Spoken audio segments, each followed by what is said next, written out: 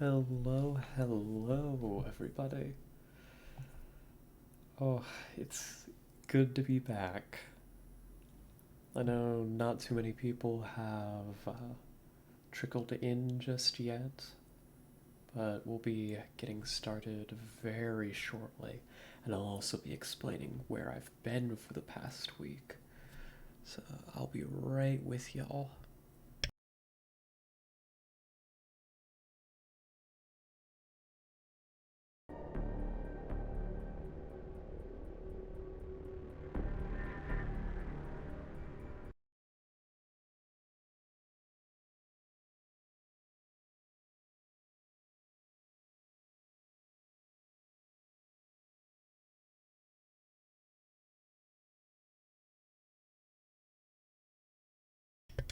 Yep, this all looks to be set up right. I can definitely do my job. Can definitely actually manage to set up a stream still. That's good. That's good. I'm not too out of practice just yet. Alrighty. I suppose I should explain where I've been for the past week. Um, for the for those possessed of a good memory and strong observation skills, you may have caught that during our last stream a week ago, gosh, it was Monday, wasn't it? Yeah, last Monday was our last stream. I complained briefly that I felt some allergies coming on. They weren't allergies. It was COVID. um, it was a rough time. Um, Thankfully, my case was relatively mild. It could have been way, way worse. It did knock me out for the week. I was in absolutely no condition to stream. Full disclosure, still kind of feeling off. Most of my symptoms have cleared. I may have to mute occasionally for a little persistent cough, but that's not anything. Um, I've been still feeling some exhaustion though, so I'm taking it really easy. I've still, I've got this week off for the most part, but I wanted to try and sit down today on Monday, try to get in a little bit of streaming. I'm not going to try and push this one super far. This is more of a I want to get back in the rhythm of streaming. I want to and I wanted to make a statement on where I've been. I know we don't have a super large community, but I'm sure at least one or two eyebrows were raised on the hey, this lady said that she was gonna be here 5 days a week, every week. Where'd she go? So I felt that there was some necessity for me to explain myself. We're gonna be trying to stick with our regular schedule. A forewarning that this week that is going to be very tentative. If I am too tired to stream this week at any point, I just won't be here. Um, Resting and recovering is still very important, even if most of my symptoms have faded. So yeah, that's kind of the situation. I wouldn't worry too much about me though. Don't be overly concerned. We're gonna be all right over here. So enough with that nonsense, like my health. We came here for one thing and one thing only, and that's to play some XCOM. So how about we load on into that and see how we're going? See some really old Iron Man saves there. I'll have to get rid of them. They're incriminating. um, oh, what were we doing here? I remember we'd just completed a terror mission. We had lost 3 people so far.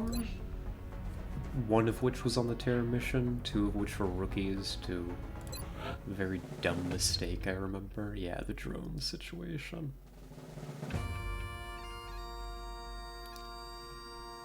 Spectral Crown was our last mission. We lost Manuela Tavares to the floater. That's right.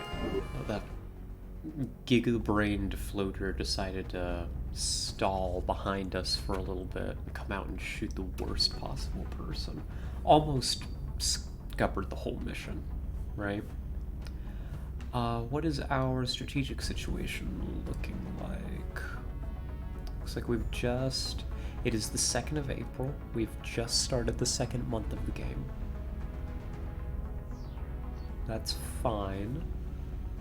Xenoneurology's coming down the pike, which means in a few days I'm gonna want a lot more cash on hand.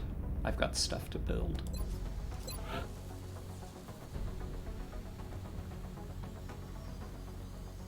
It makes me wonder.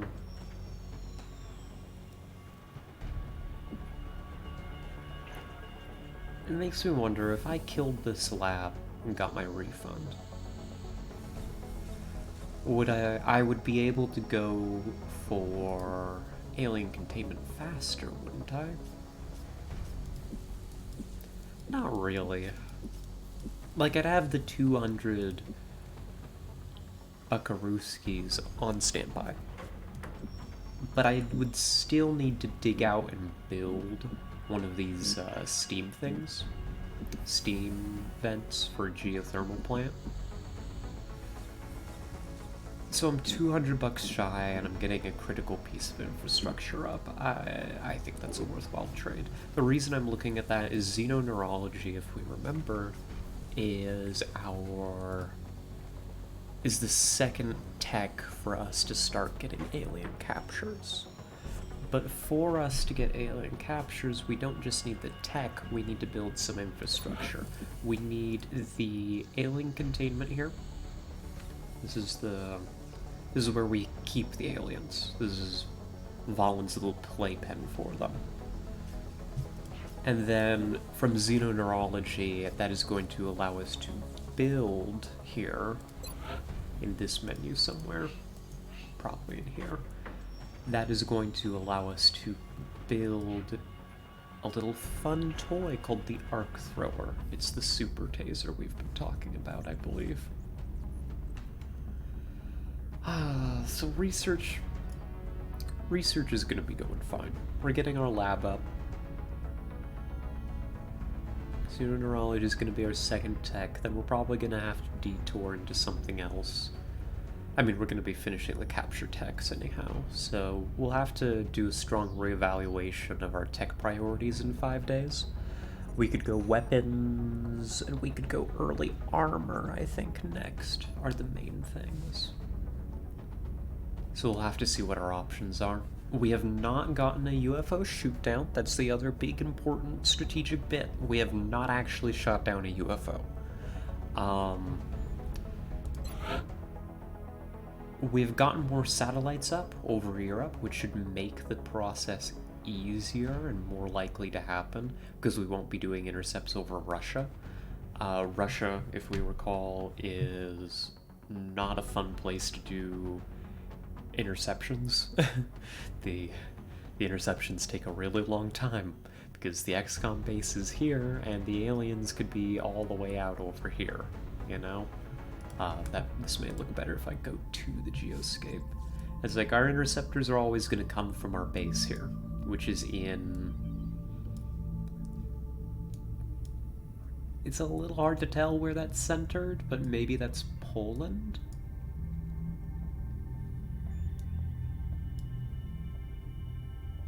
I think that representation is maybe somewhere around Poland. I'm not sure if it's far north enough to be getting into the Baltic states. Definitely not far north enough for Estonia. Latvia, maybe? I don't know. Who knows? But anyhow, our interceptors have to launch from here, and then they could have to go all the way over here. We saw last time we were only getting like 2-3 interceptions. If we end up getting aliens that are hanging out in Germany or the UK, which we now have satellites over, which means that we have vision of UFO missions, we are going to have a much easier time. A much, much easier time running interceptions. So this month's goals, We want a shoot down. A shoot down is going to do a lot of important stuff for us in terms of salvage. I'm very much hoping to get that. Other goals, we don't have to have captures going, but I would like to be getting myself into a position where next month we can start captures. We invested in an early capture game. Let's actually get that, you know? Other goals, I need to check on the barracks. Ew. Okay, now for anybody in the audience that plays on higher difficulties, they're seeing the amount of rookies in my roster as of April, and they're dying. Inside. Their hearts are shriveling up, and they're sad. I'm gonna tell you, it's not as bad as it looks, my dear impossible players. Because we're playing on a lower difficulty, we aren't getting as many aliens per mission. I don't think we're getting as many missions either, but I could be wrong about that. Simply put, we were never going to fill out all of our PFCs in the first month. That just simply wasn't going to happen. And there was no way I was going to run that super early terror mission with just rookies. There was no way that was happening. That is the only way that we would have a better looking roster, is if we somehow ran that mission with rookies and lived. So the roster could be better. It could be worse. I'd say that we have this month to burn through the rest of these rookies. I'm probably not going to be bringing the Shiv out quite as much because it's eating a rookie slot. The Shiv is going to be on standby for tough missions. I think is going to be our policy to get that done. Again, the reason that we want to get these people leveled is the first level gives us a choice of their class. For example, we have Miss Falk here. If we come over here, we can give her her first leveling specialist, which lets her select her class from whatever supra class that she rolled. So she's a support, we can make her either a medic or a grenadier. And these first upgrades are super important. Some of them are a little bit more impactful than others, admittedly. Not every first level is built the same. Which does mean it's gonna be a month till I get to play with snipers, but I can wait. I can wait for my beloved. Alright, I think that's our strategic situation. Not much to be done at the moment. We don't have money to throw into anything, so I think we're just gonna scan the globe. Good, we do have these new interceptors coming in. A fair few avalanche. I'm gonna keep the avalanches like this. When Jester repairs, maybe Jester gets turned into a stingray. Well, not literally turned into a stingray. Either the sea creature or the missile. A Jester deserves better than that. Jester's a hero to me. No, what I mean is, getting Jester to carry stingray missiles into battle. So... Excavation complete. Excavation. Which one finished? This one. Insufficient funds to dig further on this side. That really sucks. Oh, we were also hoping to get another satellite uplink up. I don't know that that's gonna happen, boss. Excavation complete. We need a little bit of spare cash on hand before we continue the excavations. Excavation complete. Request from Brazil. Contact detected. A medium. It's low. I don't know that there's much we can do about it, but let's throw my air game into it and suffer. Raven 2? Happy hunting. Now, what kind of ships are mediums? We're in pursuit. I don't remember. It's been too long. No joy here. So now, this interception's over Germany. Which means we can get a little bit cheeky with this. We're gonna send them up defensive. After they take a couple shots, I'm not gonna be like... Enemy is You can see the padlocked. Raven 2 return to service very quickly.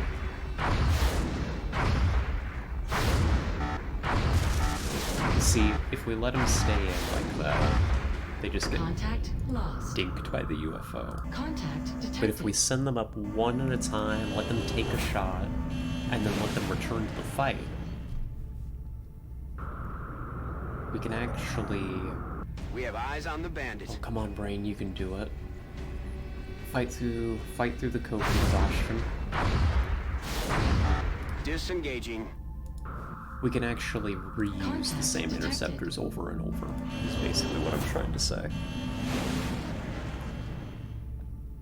We couldn't do this over Russia effectively because we just would not get this amount of Bangs out. interceptions. It would take way too much time. But since this UFO's right outside our base, We lost the bubble. oh, they got eaten up. Detected. Send up a Stingray. I've invested, sunk cost fallacy, but we've done some damage. I would like to at least interrupt this UFO's Engaging mission. bogey. Which happens if we get it to half health. Just half health. No joy here. Get out of there, you're in one-shot range. Contact detected.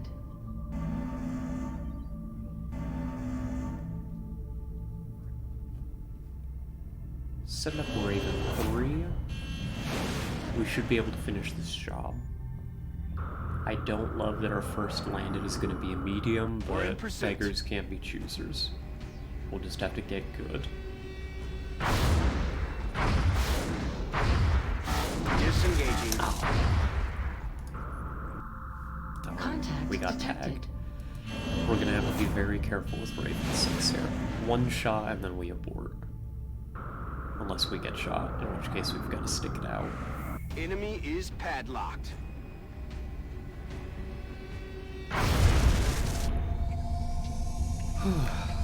We did it. We were gonna get shot there. I saw that shot connect, but apparently we took it down in time that, I don't know, the plasma just dissipated miraculously.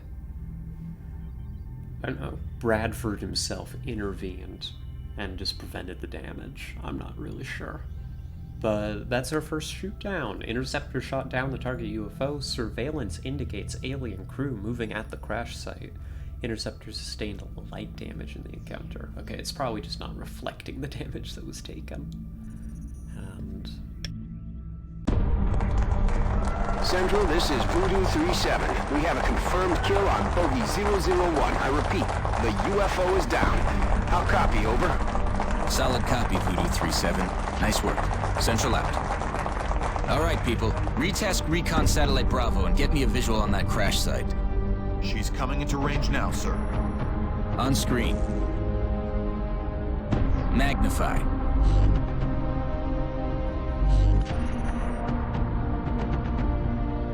Still in one piece. Commander, I recommend we get a strike team to the crash site immediately.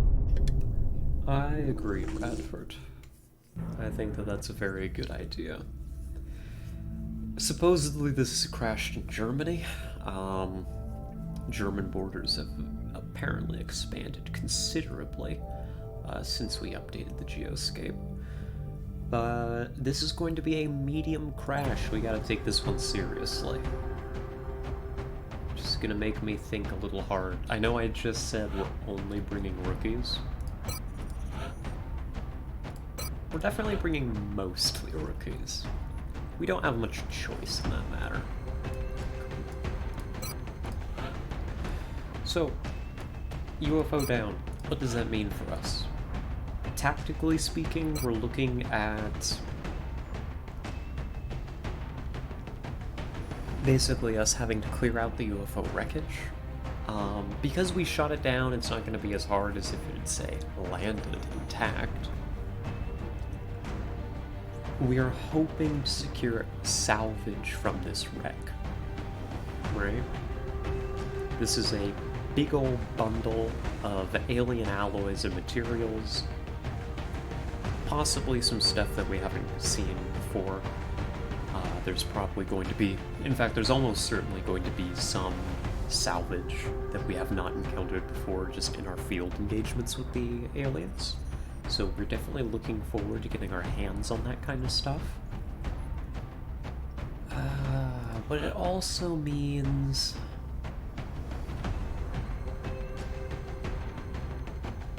some amount of danger. See, you're a Lieutenant Corporal now, Masako. I think we leave you be. Here's what I'm considering. I've got 3 options. I could take an additional rookie and just say, I gotta make this work with what I've got. If this was a crashed small, right? A crashed small UFO. That's absolutely what I would be doing right now. I know that I can handle a crashed small with just rookies. That's not an issue. This is a crashed medium, however. And so the calculation starts to change a little bit. Mediums, believe it or not, are bigger than smalls. Right? And so they have more crew. In particular, they have a bit of a tougher crew in a specific way as well, which we'll discuss when we get on the ground. Or no, we'll probably discuss that when we actually encounter it. There's a specific enemy that I'm worried about, which is why I'm considering taking an assault. I find that an assault, just having one of them, can really help on these missions. Who would be our assault candidate? Do we have one right now?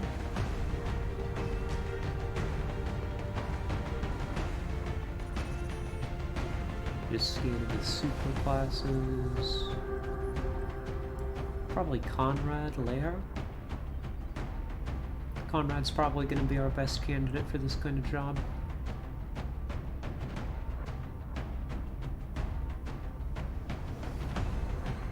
Okay. In fact, I know with these stats that I'm going to be making Conrad into an assault, so I'm just going to do that before I forget. So this is one way that the squad could look. Of course, I haven't gone and done all their equipment yet. I'd be happy with this squad. This is just about comfortable to me. I could, instead of Lair, I could take the Shiv. The Shiv would mess stuff up on this mission. The problem is the Shiv doesn't gain XP. That's the problem with the Shiv. I would like to take the Shiv. The Shiv would make this a way easier mission. I don't feel like, just for XP gains, and getting my roster into a place where I'm happy with it, that I can justify taking fewer than 5 rookies. Ideally, I would take 6, but I'm willing to give up that 1 rookie slot to make sure that this mission goes smoothly. Let's take a look at the rookies that we've pulled here. Okay, yeah, you can carry the medkit. You can carry the other medkit.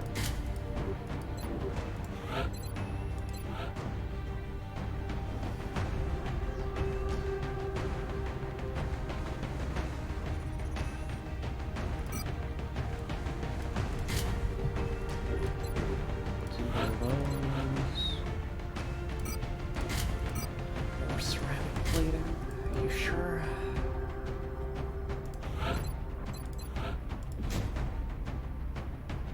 Again. Okay, these rookies kind of suck. They don't have very much health to their names.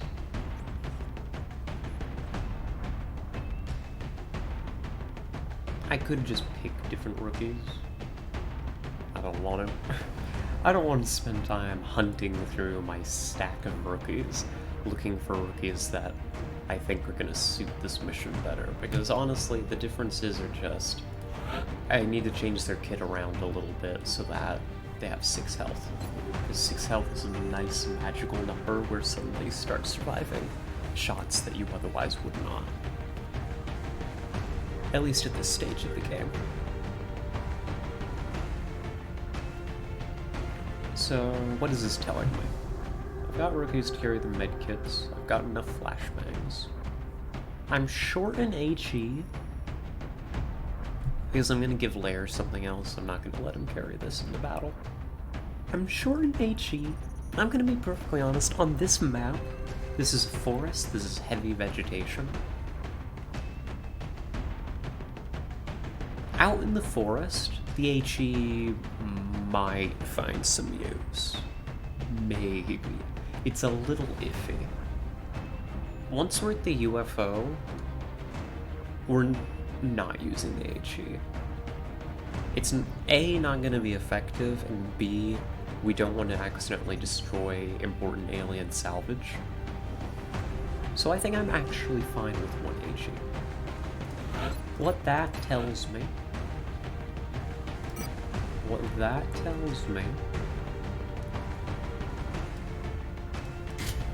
Lair, you can take the extra ceramic plating. That's going to bring you up to 8 health. 8 health is pretty tanky for this point in the game. It is, I'd say, substantially unlikely that you're going to get shot out of cover from full health like that. The reason that I want my assault to be tanky is because they're getting up close into the enemy's face and solving problems. They're going to be taking some pretty big risks. Going to be putting their bodies on the line. So keeping Lair alive is going to be very, very helpful for us. And given that I'm talking like that, yes, I think that I'm coming to the decision that we should take the assault. I think that because this is a medium, I can't afford to not give my rookies a babysitter. So yeah, I think that this is suitable. The lack of suppression stings, but there's nothing I can do about it. Let's go.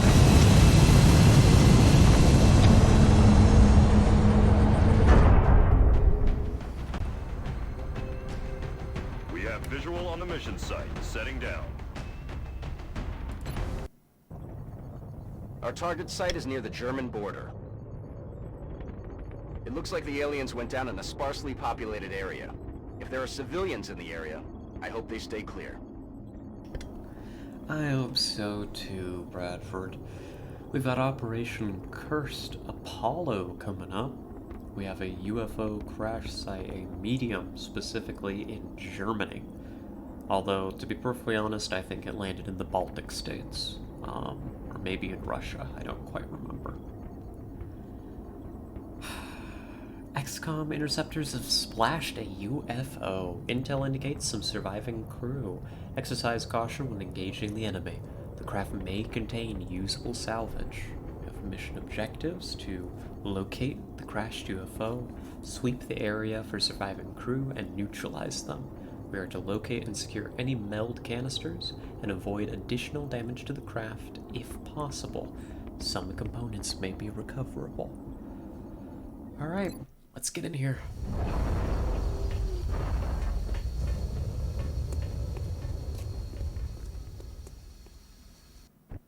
This is Big Sky. We're just north of the crash site.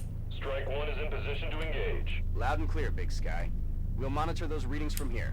Strike 1 is authorized to assault the alien craft. Alright. So, as you can see, it's a heavy forest. Does look like the UFO is directly ahead. I'm probably not gonna run straight into the UFO at the first chance that I get. Complete, full disclosure,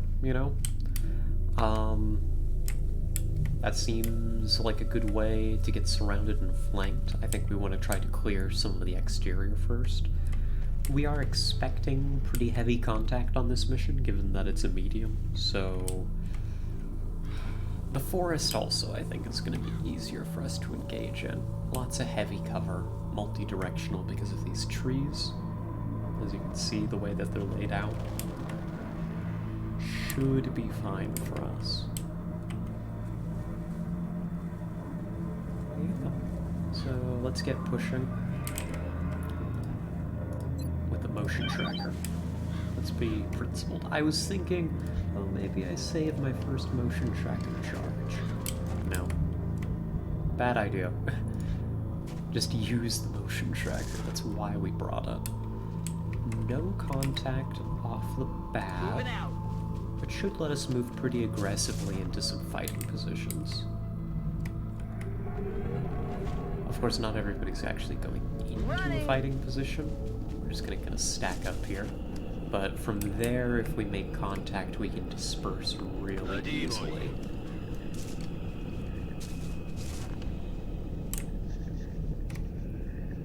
We are also hoping to actually recover some meld. Meld would be nice. I've been really not doing well on meld collection this campaign so far. We didn't pick up a single meld pod. That is floaters that we hear. Every enemy in the game, of course, has sound cues. Well, technically. Every enemy in the game tries to give sound cues. I think that there's a couple, sometimes they just don't make sounds, and you're kind of left guessing.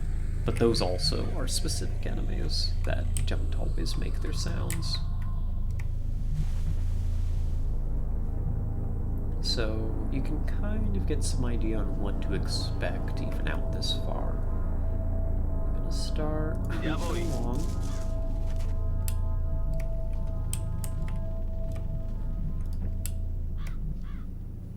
Moving out. Up to here. Now, we're getting close to the UFO. I'm not planning on actually entering it. Unless, the combat asks me to.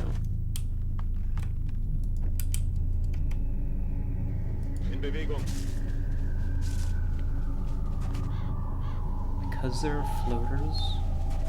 Good. Never punished. That's technically a pretty risky move I just made, but... Because I was revealing tiles, and maybe there was somebody standing on one, and then I would be upset with myself for being greedy. But, you see, if I'm never punished, I'll never learn. That's the key here. Some Overwatch up. Rookie Overwatch I'm not expecting to be overly effective, but hey, a shot's a shot. Quiet. Did you hear something? Yeah, floaters this way. Which one of you heard meld? We got a meld sound, but nobody's actually telling me which direction it is, because they hate me. Okay.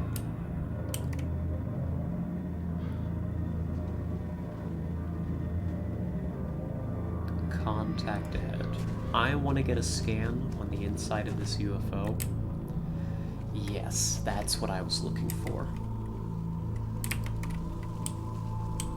That's a super dangerous position. Okay, we're gonna tell you what we're seeing, because this is a little bit of prior game knowledge. This is the floater pod, right? We heard them from this direction. That is a number that looks like 4 floaters. That is consistent with what I'd expect.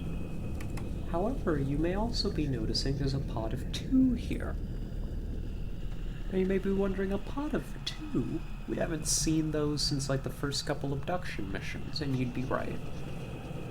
You'd be right. A pod of 2 is a bit unusual. Is this wall open? It's hard to tell. I think it is. In which case we need to be super careful, because that pod of 2 is special. Imagine a ship, right? What do you have on a ship?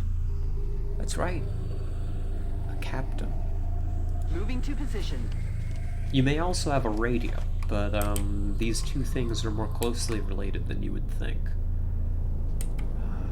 Come on, I want you to run around this way, not that way. I'm on the move. Alright, we know where... I'm not gonna spoil what they are quite yet. I'm gonna call them the command pod. We know where they are. Let's put you... To withstand an impact like that, at such a velocity, the materials used in that vessel's hull must be at least an order of magnitude beyond any element we know of. On my way. This must be a pretty tough nut. I mean, clearly, Valen's right. Like, we shot this thing with how many missiles and it's still in one piece? Andando. We're just kind of snaking our troops along this specific line because we know already that they aren't going to activate any aliens by standing on this line in particular.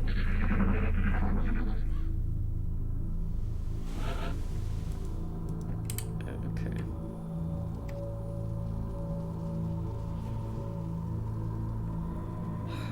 Save the motion tracker.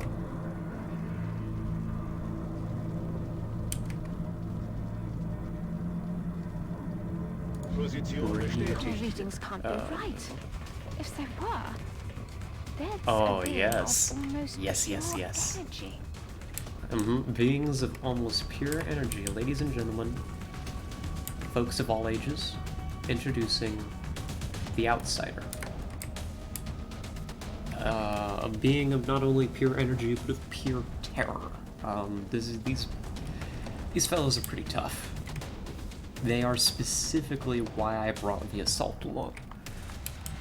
However, they've put themselves in a position that we can exploit pretty readily. Remember that one HE grenade that we brought along? We're going to be getting some use out of it. Please work. Please, please, please. If this HE grenade works, which it should, this becomes so easy. But sometimes life is hard, and I need to get used to that fact. Okay. This just... Smit. Why? Okay. Okay. So... how do I do this?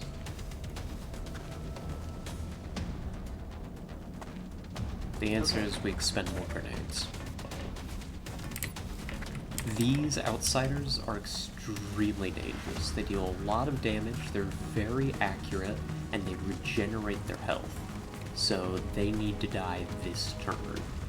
Period. No ifs, ands, or buts about it. So we're gonna expend all resources to make sure that this happens. Good. I think we're in a little bit of trouble, actually. I don't have any more guaranteed damage. I can't get somebody to a better position. I'm not going to really care about the flank situation. If they live, somebody dies. That was going to be true anyway. Just line up some shots, please. Thank you. That was the troublesome part. Because now I can guarantee this kill.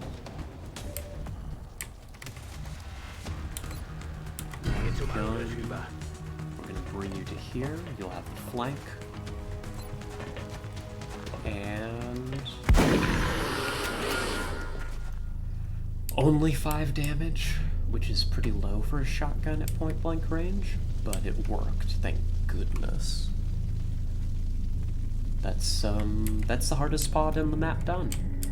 We can't let our guard down yet. Rolling. The other pods are still dangerous, of course. Those floaters are still out there, for example. But we did it.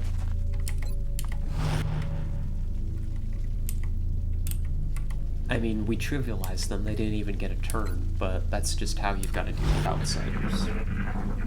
You cannot suffer them to live. What the hell was that? Really? They're on the move.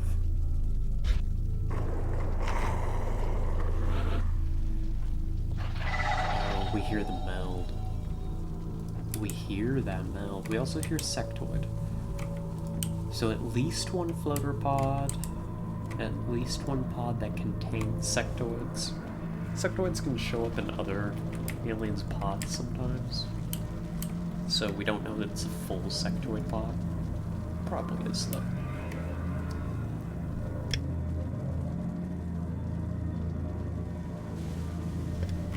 Pardon me. So here's the question.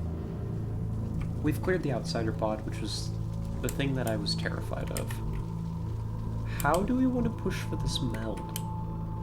Supposedly there is a meld over this way.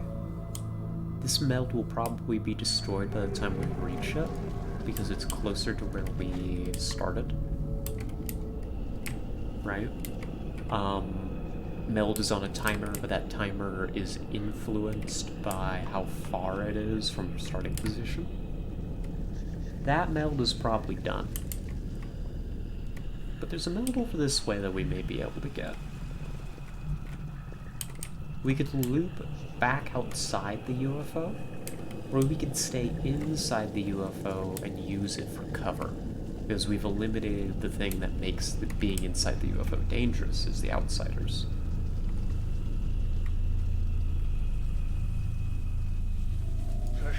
Conrad, what do we see?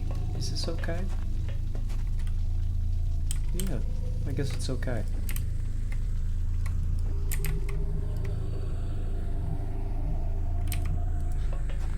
In there. Looks fine. Already there. Let's get running our rookies. We're gonna try and move fast and actually secure a pot of meld. Rolling out.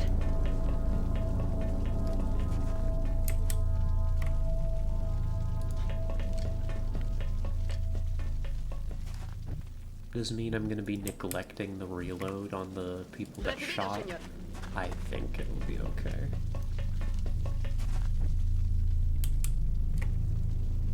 Roger that.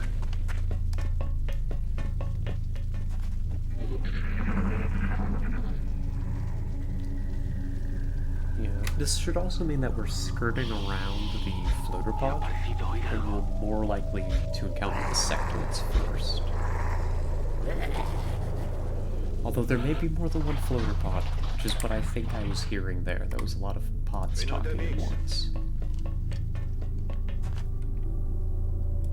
Open that, please. It's a little reckless, but it looks fine.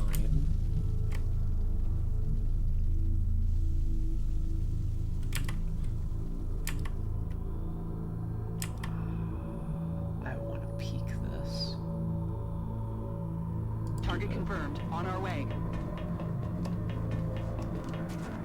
Alright. Moving to designated coordinates.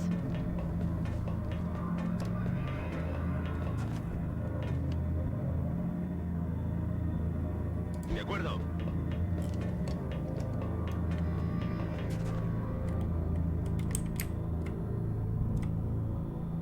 Yes, sir.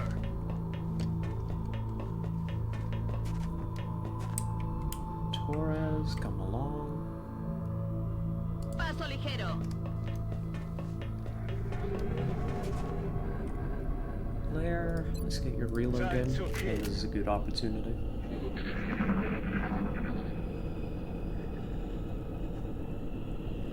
You hear that?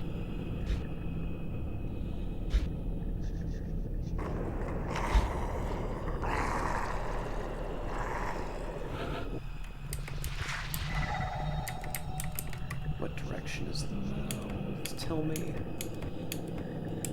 None of them want to tell me. Every single one of my soldiers hates my guts. Afirmativo. They don't want to share the meld with me.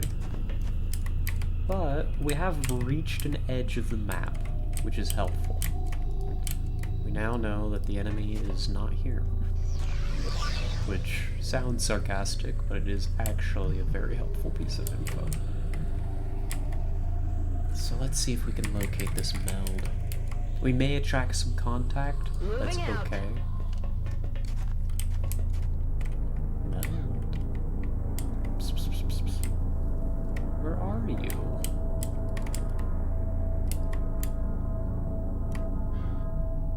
Where could this meld be hiding? It's not on top of the ship, is it? It could be. It does that sometimes. Heading to that location. I kind of lost track of where it was. Claire, you see anything here? No?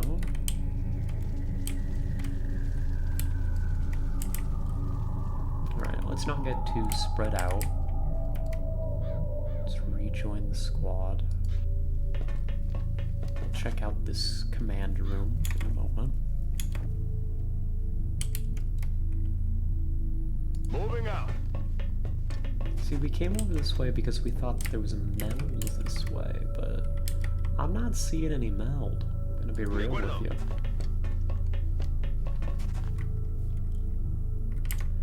That's a little cursed. That looked like it would be a dash, but you can get your reload.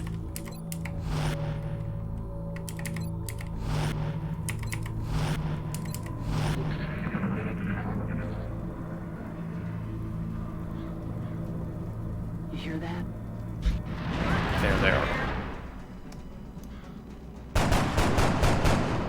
Target's still up. Good. We're taking this contact inside the UFO. That's what we want. We've got a ground deflator, which tempts me to shoot it. Oh, incredible shooting. Yeah, we're gonna shoot the ground floater. It deserves it for its many sins. So let's bring you to here. Okay. You can't actually see it. It's okay, it happens, you know. X-ray neutralized. Heading out. Bring you up. We've got a flashbang with that floater's name on it.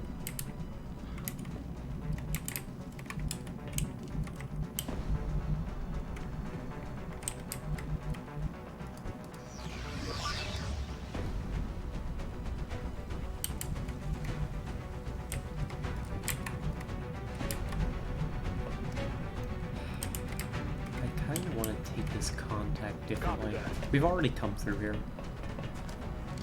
Should be fine for me to move like this. Yeah, we're good.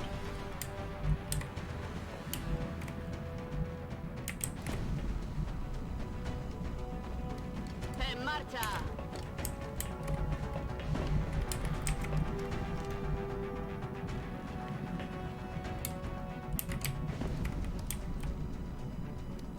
Im Eilmarsch. Bring you to here. Alrighty. And we're gonna flashbang this floater. I'll throw this deep. Maybe we can catch the other one. Because there should be one more alive, I want to say. Maybe that's the last one. Maybe I'm just wrong. Yeah, no, there's the other one.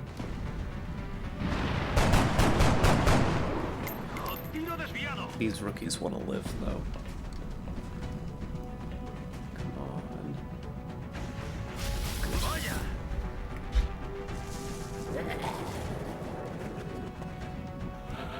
Scampering. Meld out here. Title skin for it? I don't know. We don't have any choice to run for it, though. We need all hands on deck for the fight. So, here's what we're gonna do. Break that open.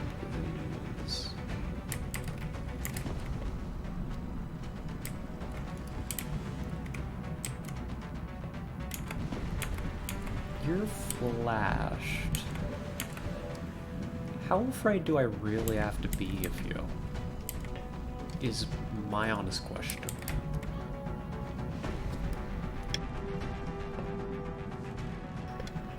I don't like the idea of pushing you when you have the Overwatch, but you're still flashbanged. The odds are in our favor, I believe, to just not get shot.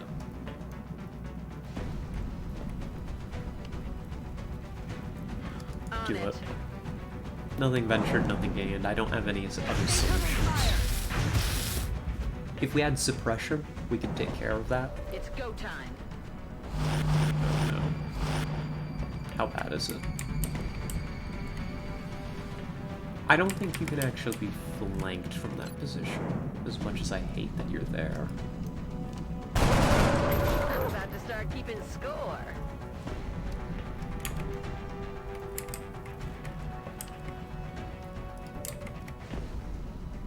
Posición confirmada. Bring you to here. Do we take shots? There's nothing else for you to do. Good. That's progress. Just need to get kills on the table. Aye, aye, Commander. I don't like their position here. We're gonna pull them back as soon as possible. Just kill. I'm out of firepower Oh, over here. wow. Just kill them, apparently. That's what we're doing. Good. We've taken this contact here. It's an awkward place, but we can make them come into the UFO. So, it's not that bad.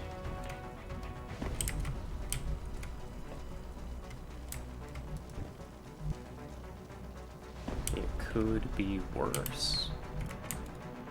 I've been less happy with engagements before.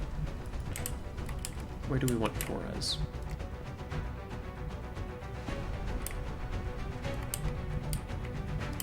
I want Torres on this door. Torres will have to wait a second to get on the door, but it is doable. And then we're going to bring Blair up to the door.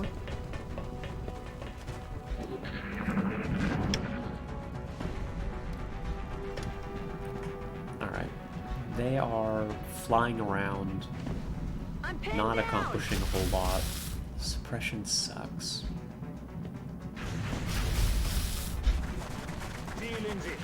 The sectoids suck even more. So we've got 2 full active pods. Not a whole lot we can do about it.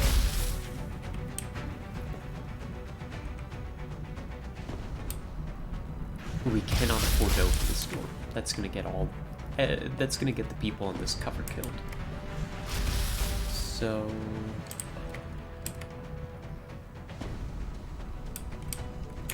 what do we do? What do we do?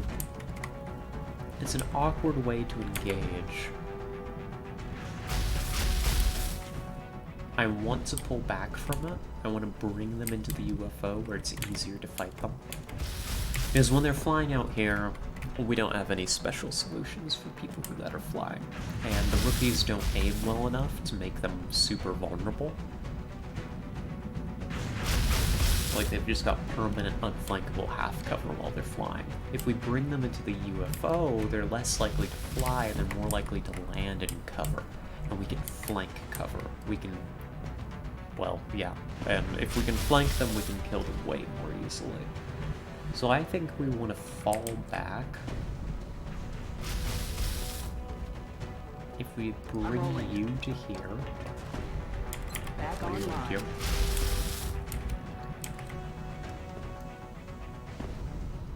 Bring you to here. Stagger our retreat. This should discourage them from busting through this door. Hopefully, that's the dream. Please reload.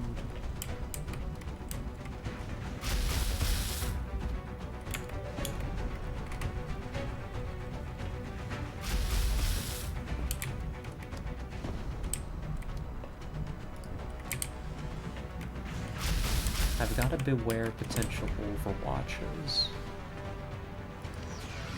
Smith, I think you could get a shot relatively safely. Heading there now. Not the shot I thought you'd get.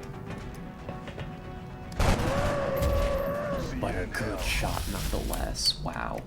These rookies are hitting way more shots than they deserve to. They want to live. They want to go home, and not in body bags. So let's give them every opportunity.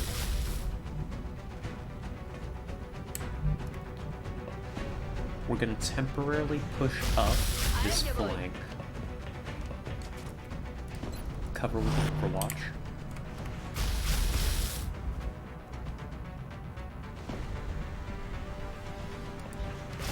Bring you up closer. You can't do much, but you can be in position for some kind of running guard or support. You need to hunker. You're the most exposed here. They can't quite flank you, but it's so close.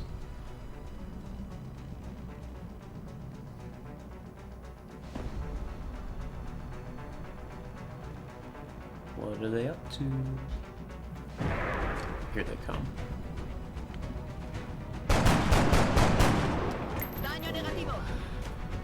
That almost looks so good. They are getting right up to the exterior of the UFO. There's heavy fire in this zone. That's good so long as nobody gets panicked or suppressed. Sectoids are pushing up. Good. Alright. If they're right outside the UFO, that means that we should be able to start falling our people back. Right? Or we could just say, we have incredible cover from this position. But they do too. Like, there's just nothing we can do about this sectoid. That sectoid could take my entire team if it had any amount of luck. With its... Oh, that's fun, they've chained themselves. With its extra health from the Mind Merge and that heavy cover, like, we don't have any solutions for that sectoid.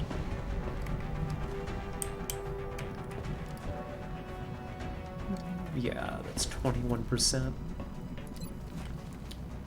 The shot against the floaters, more reasonable. Like, the only solution here is just to run and gun out, but then Layer's gonna get wrecked because there's still so many floaters and sectoids up. So it's not worthwhile. I think we just fall back deeper into the UFO. Make them come to us. Every time they come to us,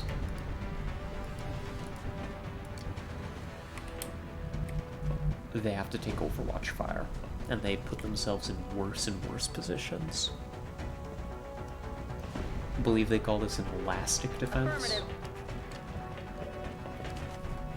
It's also going to give us some opportunities to get some reloads, which is important. Need to keep the fight going. Heading out. Right. Lucas, look. There, come to here. Let's get our movement done first. You seem pretty happy right where you are.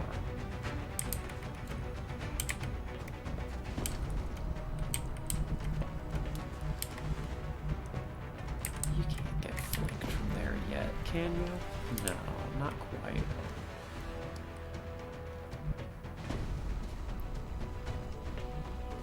I'm a little worried about how this position looks, so please peek it. No, looks good for now. Keep an eye on it for us, though. Overwatch. Gotta reload in this mix somewhere.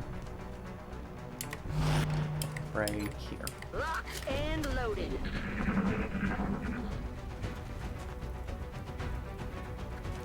We still have eyes on you. Do you still have eyes on us? Oh. Good. not dead, but rendered ineffective. That would be a really good... Dead. Quite dead. That would have been a really good capture, provided it lived, and we had what we needed. You can be seen. My bad. That was needlessly risky to put you where you can still be seen.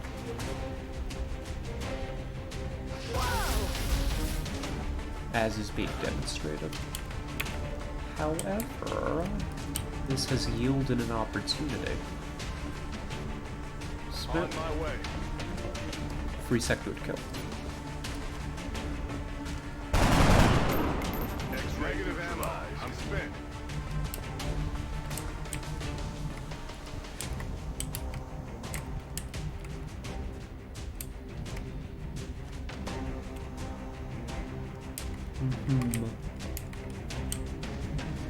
I want that sectoid dead. I'm definitely engaged with the sectoid as it stands. There's no way from here to really say, you know, that I'm not. How many enemies are still up? Let's see, it was a 4 floater pod. Right? Right? Hold on, I gotta rack my brain for a minute. Because we killed 1 because it flew in at us. We scratched 1 off just by shooting it on Overwatch while it was out here. I think that we killed 1 other at some point, so I think there's still at least 1 floater alive. This is the first sectoid we killed, which means that there's still 3 sectoids alive. I know where 2 of the sectoids are. There's 1 here, there's 1 here. You can just follow its mine merge trail. Which means it's not safe to move Conrad out here with the shotgun. We could readily kill this sectoid. Yes, that's true. But we don't know what this sectoid's doing. It could be Overwatch. We don't know if we're moving him like right into being base to base with the other sectoid. And we don't know what that floater is doing. So I think that we just be patient and not engage yet. We can wear a sectoid shot. We can do that. That's allowed. Affirmative. Especially if I steady some weapons. This looks fine. You two can Overwatch again. Please steady weapon.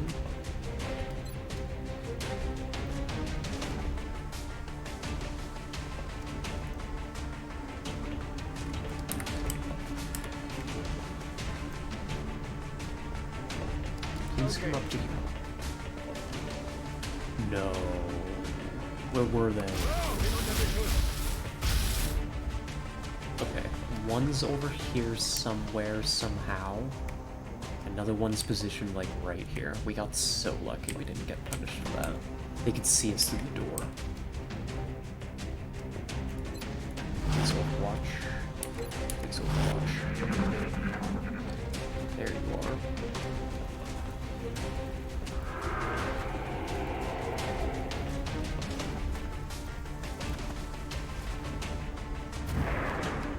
Ground floater, a treat for us. Come on, shotgun, finish him off. That's why we put you here. Good work. Conrad is keeping these rookies safe. His ability to just control the inside, the interior space of the UFO is unparalleled. That's alright. That's acceptable. Good. Just didn't panic chain. That's the only thing we were really worried about. The meld is still up. If we go fast, we can take that meld. All floater contacts should be dead. Let's clean up.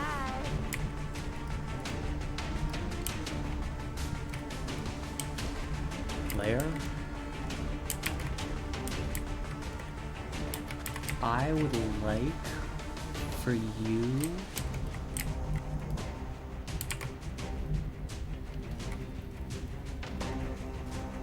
No, let's have somebody else try it.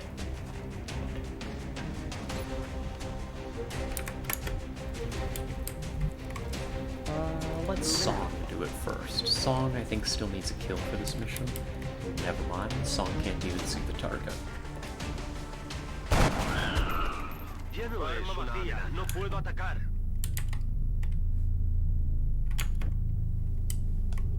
Motion track for me.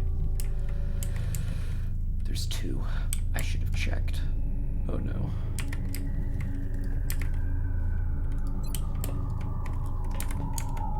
There's two. Oh no. Okay. Bring the shotgun to here. Oh. That's rough. The shotgun can defend you all at point blank. Song, you're in a risky position.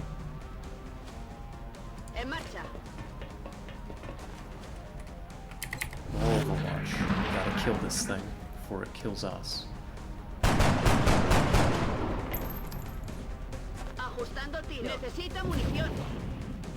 It flanked itself. This is the world's smartest floater. Which means it can't be overwatching. You... I'm a little more upset about, but... I think I have a solution for you. Song still has her flashbang because we saved it earlier. Come on. There we are.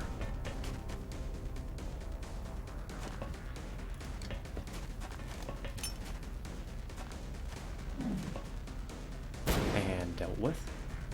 Now that sectoid's pretty much neutralized for this turn. I don't super have to worry about it.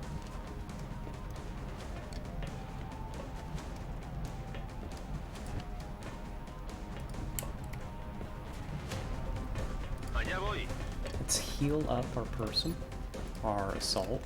They're gonna be out for a little bit, but that's okay.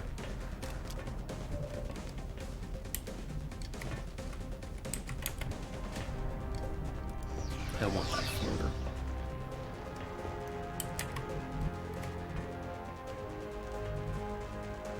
I don't know where that floater is, but I want it.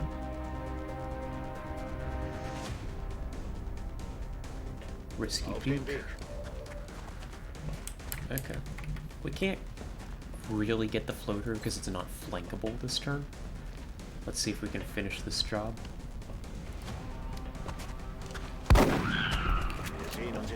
We can pick up the floater soon then.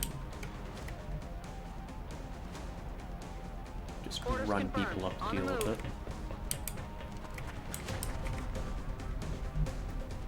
Ah yeah, you got your mind melted, so just reload.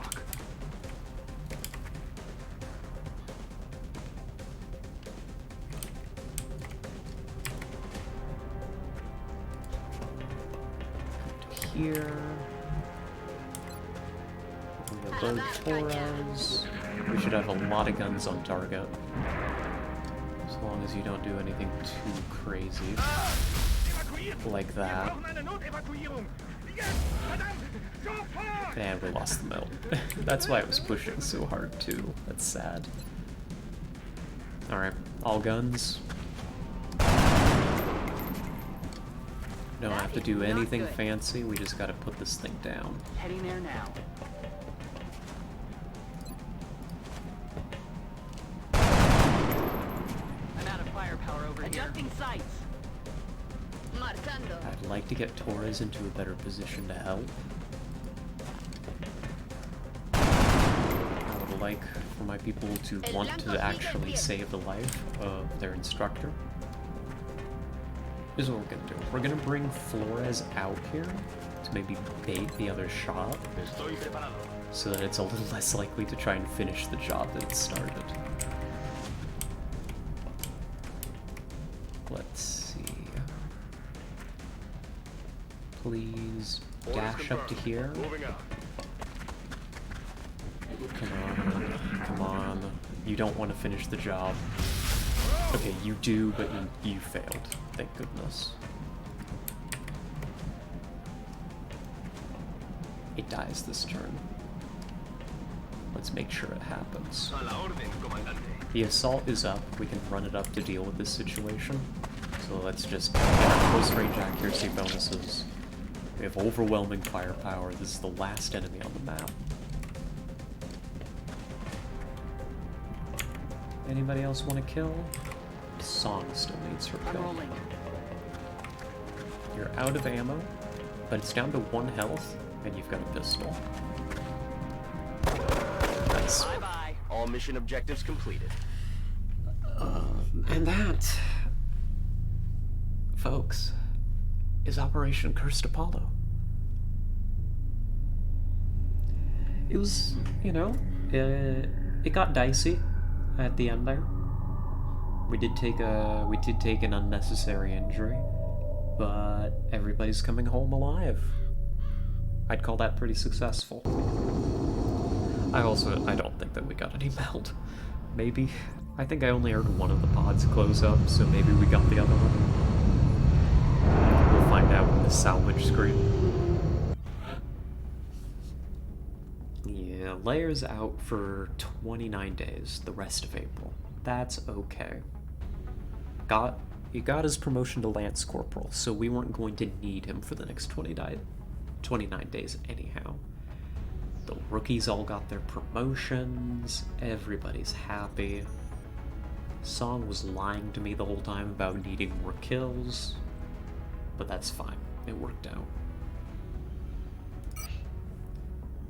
We got some sectoid corpses, some floater corpses, Illyrium, alien alloys. We did not get any of the meld, we only got 5, which I think is just from killing some enemies. But the alloys are great to see, that's 25. I think that's more than doubling our current stockpile of alloys. Illyrium, we've never gotten Illyrium before, I believe, so that's good.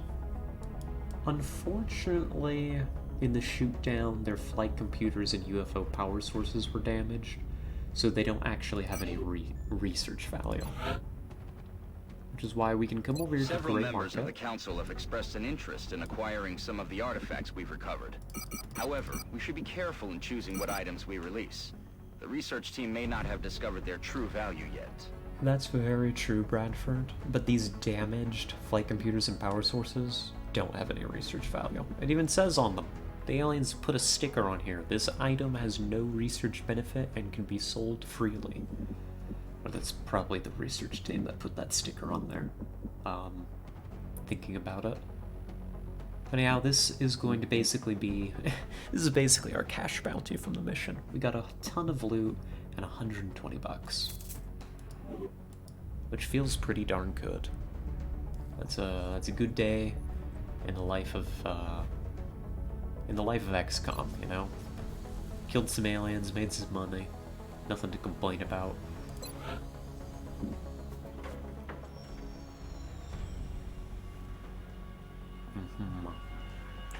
Yeah. Now, which Steam one did we want again? We've got the money to begin the excavation.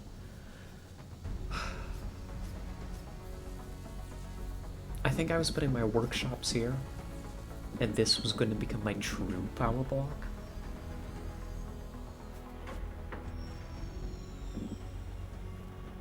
But both are probably going to become thermo generators.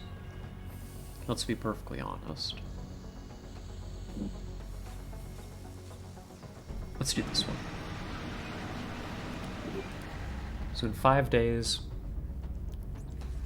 the spot will be prepared. We'll need the money for it. So let's hope we get a few more missions that have good payouts. And I think that we can... Our air game is in rough shape for the next week. Let's hope we don't get any more aerial contacts. It's not an aerial contact. It's an abduction. I'm happy with that. Commander, we're receiving several urgent requests for assistance. There are abductions in progress at each marked site on the hologlobe. Yeah. Okay, this is an opportunity, though. This is an opportunity for us to work on the panic in the United States and make some money. The aliens have gone to Nashville. What's in Nashville? I couldn't tell you. But the aliens want it, whatever it is. It is a swarming mission. That's as tough as they get. Can I do a swarming with only rookies? Would we like to find out? Goodness. I hope my voice is doing okay too. It sounds okay to me, but I understand if Mr. Bovin messed up my voice a little bit. My apologies if that's the case.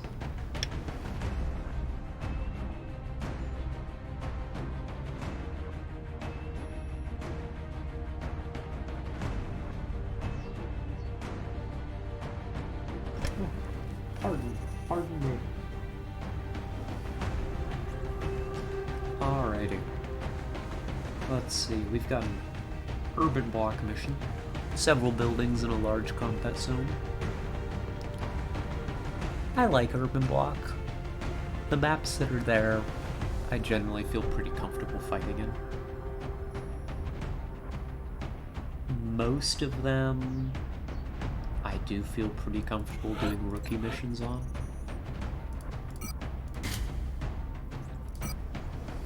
So let's think about how we want to handle this.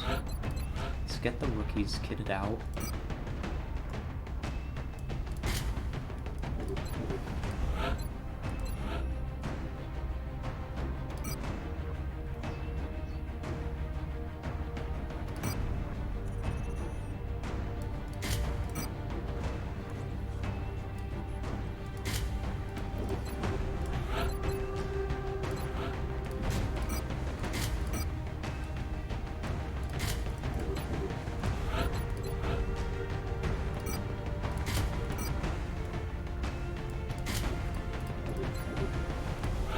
Again, just making sure that they've got their health totals sorted in the way that we like.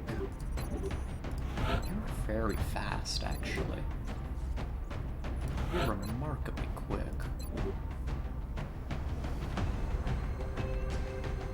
Would we rather that you have the motion tracker? Nah, it'll be fine, right? Why are you so... Oh, I see, because you still have a karma equipped. Alright, everybody else looks fine. So we've got 2 flashbangs, 2 AP, 2 HE, 2 medkits. That is a team. That's certainly a team.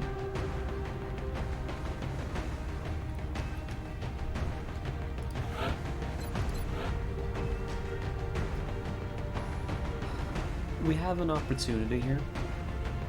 We could easily give Bell just a little bit more health. Loses some mobility.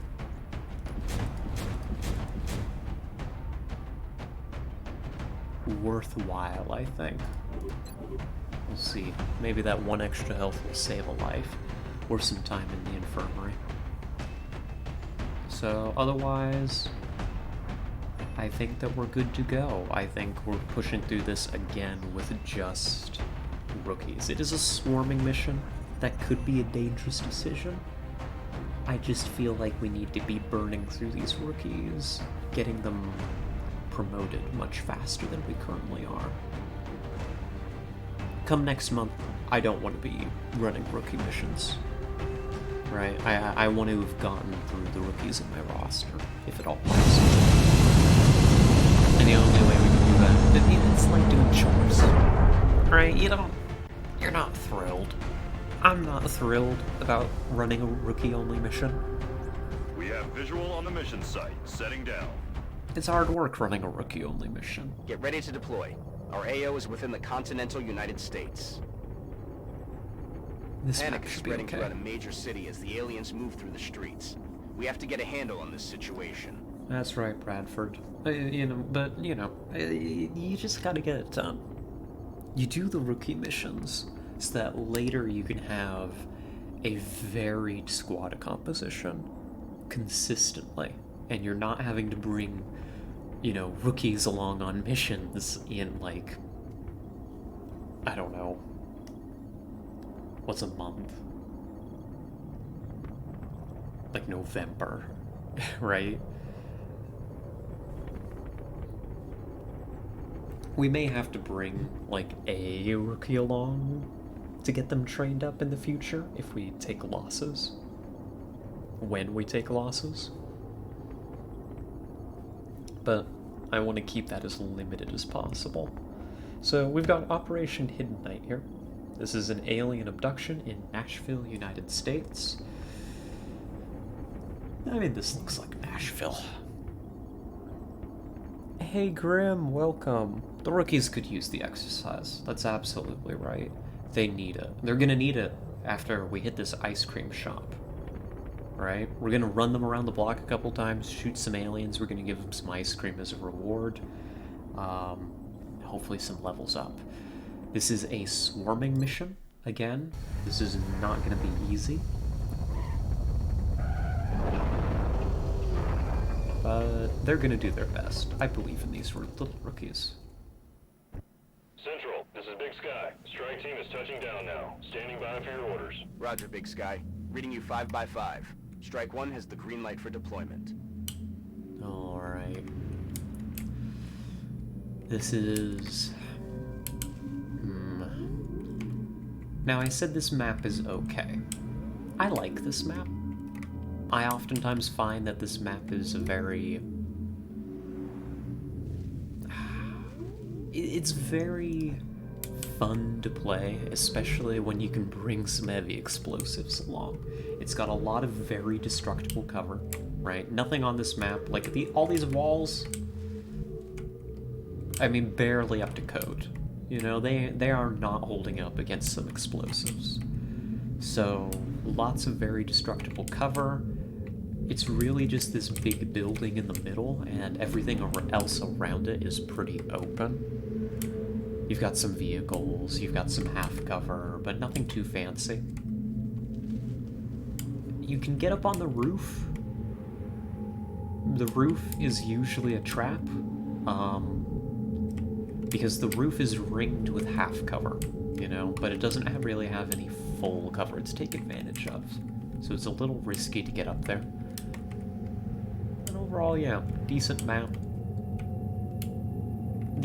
My main complaint would be, because these businesses have these big windows in them, it can be hard to manage your sight lines, and you can easily end up pulling more pods than you would like. More than one at a time. But that's why we have the motion tracker. That sounds about right. That should be contact right around here-ish. How do we want to take this?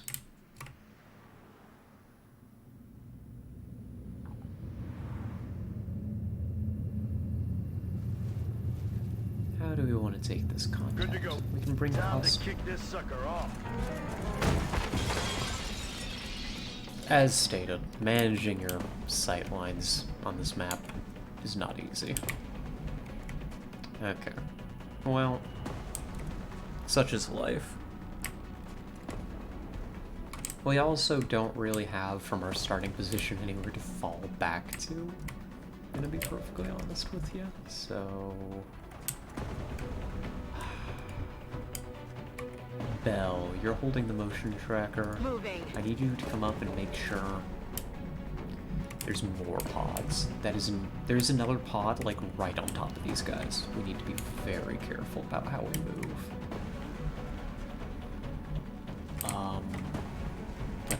how? How can we do this? We're just kind of getting forced to take certain positions. We don't have very many options.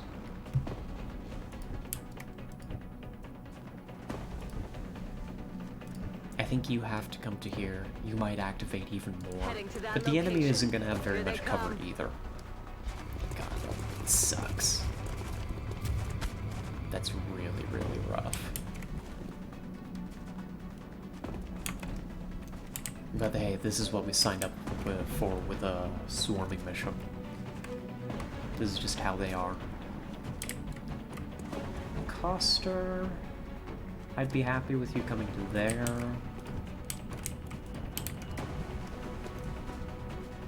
Shukri, please come to here. We're definitely going to be doing some hunkering. We're going to be taking way too much fire in just a minute. Heading to that location. I think I just need to get my people into relatively safe cover this turn. And hope.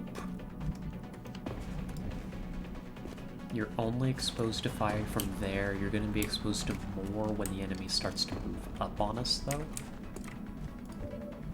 So... what's the safest option? You are the person we put the extra armor on, so maybe you do hunker in place. Maybe that's okay for you to do. Which means that Coster can come to here. Jafari needs to hunker. She's way too exposed. So hunkered in heavy cover should be fine. Bell will hunker in half cover. Therefore should be a higher priority target than Jafari. You can overwatch because nobody can actually see you. Oh, Yamaguchi. What are you doing?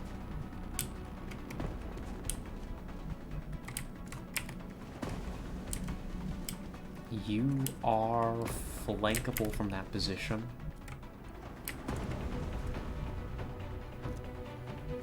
But that's fine. I should...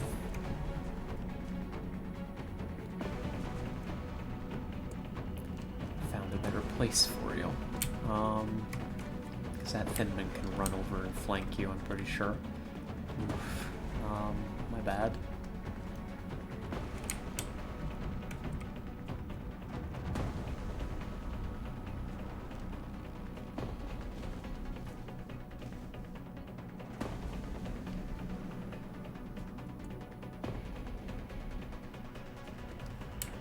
Oh, where do I actually put you into cover? I blanked that you were here. I want to move you to here. That totally won't activate any more aliens. It's fine. See? It's totally fine. We even got a flank, which will just spook a sectoid. It doesn't actually do much for us. And you can overwatch as well. Bad first turn. Let's hope we aren't punished too hard.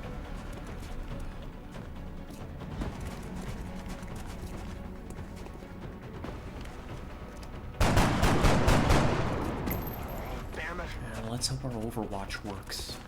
That would be nice. Please don't panic, Shu. Okay, we didn't even manage to panic.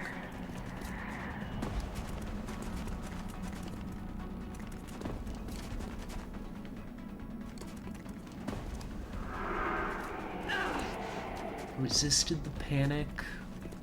Your mind is frayed, however, so you're not going to be very useful. Mind frayed units get their stats like messed up. Okay. So far, could be worse. These are the guys I'm most worried about, though. They're really good shots. They mostly seem to want to overwatch us. I'm okay. Okay, you're shooting?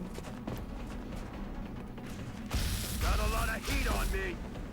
Blew out a wall, I think. But we're okay. We're alive.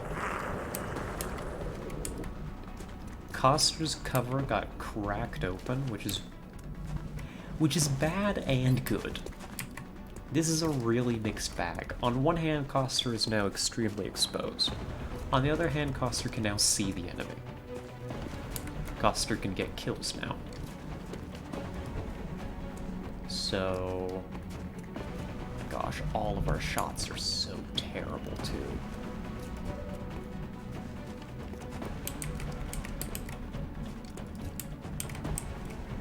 I would like... my flashbangs aren't moved up far enough for this. Our position sucks.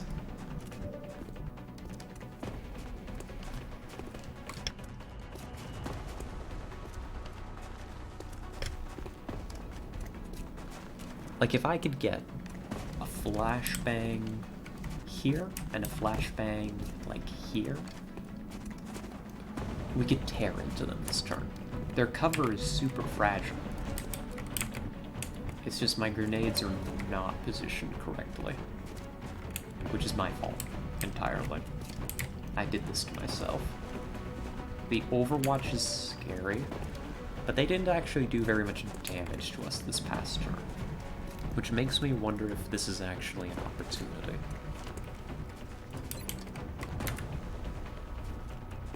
Like, we could just take shots, get kills.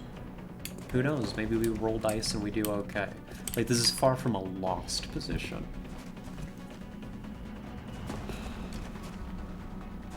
But most of these shots aren't very safe to take is the main problem.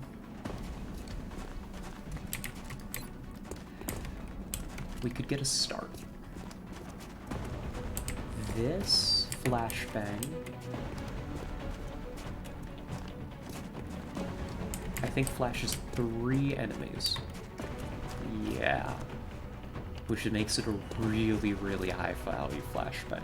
That gets us the sectoids, that are the most dangerous sectoids, by the way. Just from where they're pushed up. And it clears one of these overwatches and lets us move. Let's think about it. But we have that flashbang. That takes care of them. If that takes care of them, then I can start to roll my forces up. Right? Not to there.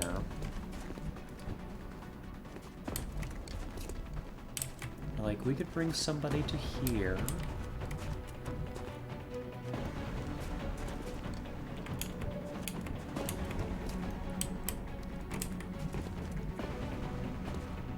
Like, we could get moving, you know, we could close distance, we could get some grenades ready for next turn. Coster's going to be pretty exposed to return fire from these thin men, which is my main concern. But, truth be told, it could be worse. The thing is, I think my only other option is, unless I'm throwing that flashbang, I think my only option is just to hunker in place and let the enemy do whatever they want, which I don't think is viable. Like, we don't win a trench war in this situation. They've got too many guns on us. So, let's get to work.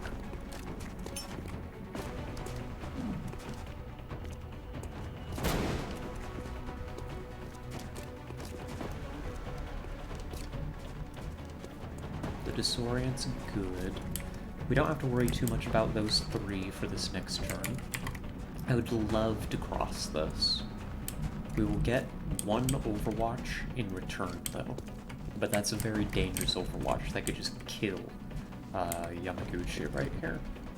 So I think we need to respect it, unfortunately.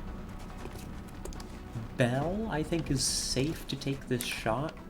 She's seen by 4 enemies, but all of them, except the one that she's shooting, are flashbanged. So I think that this is actually an okay shot to take. Unless we wanted to bring Belle up and get a grenade and really just work on them this turn. We already have an HE that is going to be in position once this mind fray stuff wears off. I would like to do this.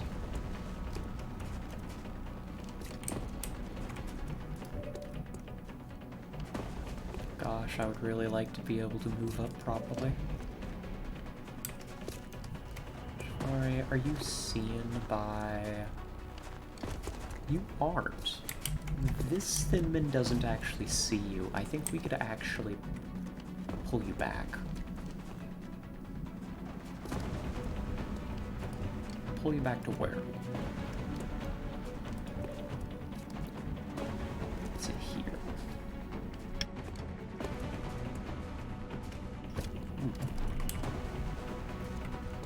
Tricky. It's a tough one, folks. There is a series of moves, I think, that gets us out of this situation, that lets us fight this enemy effectively. And there's a lot of other series of moves that gets people killed. I think... You're flashbanged. You're flashed. I'm not afraid of you flanking me. Your movement is reduced and your aim is garbage. We can take this side of the car. If we can take this side of the car, means that Shukri can move to here. It's not a huge improvement in their position. We can take some shots. That is a vulnerable target right there, for example. Or we overwatch. Or we push, and we make them scatter their position.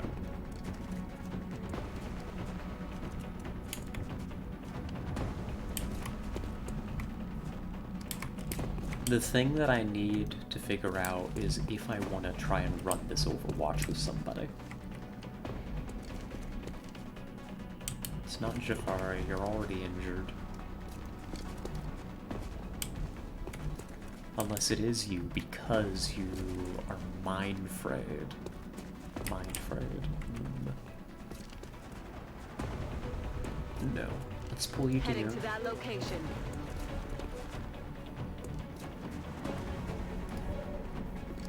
Let us... I know I want you in this position. Okay. You might need an Overwatch. Nope. Okay, all good. You don't really have a good grenade yet. That's okay. You've got some shots that are worth taking. I don't think that we're running that Overwatch. I think we're leaving that Overwatch as is. Just don't mess with it.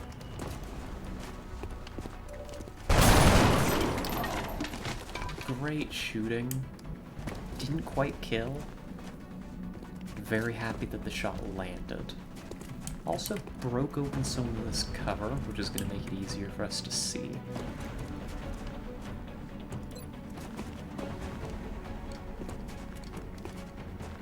Can you finish the job? Can. Incredible.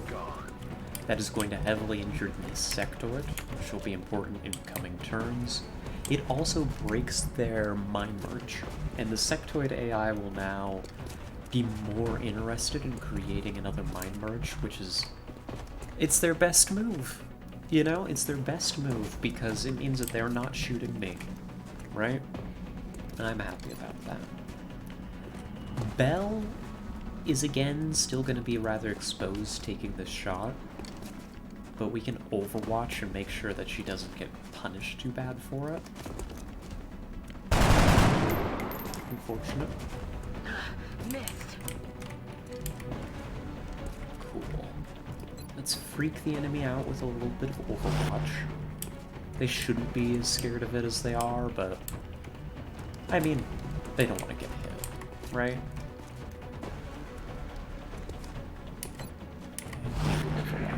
That'll be fine. Let's hope this isn't too terrible. Hunter? Coster? Help! Help! Someone help! Good. Thank you, Sectoid, for helping. That all you got?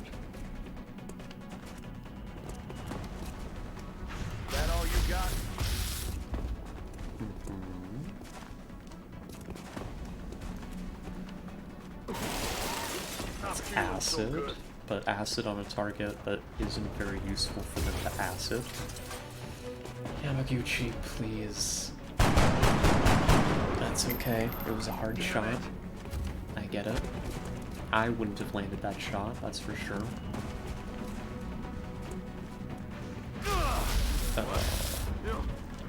What's happening? No, this isn't right. This isn't right. We've got 2 panics, which is bad, but we haven't panic chained, because panic can cause other people to panic. Most of our force is still in fighting shape. That's enough for me. We should have a kill on this target. If we can clear this Overwatch. We can clear the Overwatch with flashbang. Do we use the flashbang for that? I think the answer has to be yes. It's not as good of a flashbang as the last one. Do it anyways.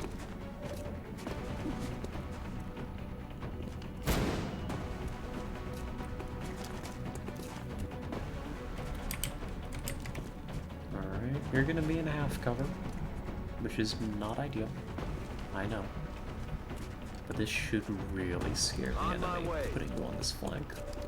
Visual on the goods. Very good. Get us some kills. That's not what a kill looks like. I'm gonna be completely honest with you, boss.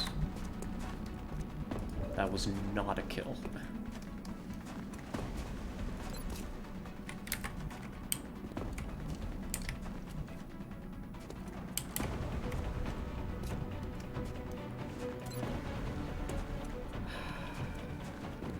You don't have anywhere to go, Belle. That's the problem.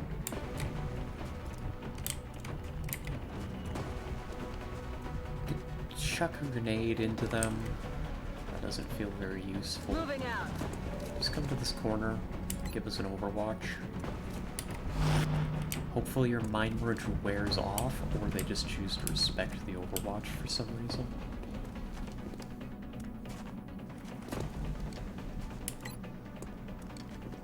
You should Overwatch too. Try to catch that Finn. Incoming fire. People might die this turn. There was not a whole lot we could do to take better advantage of the situation. Damn, that was close.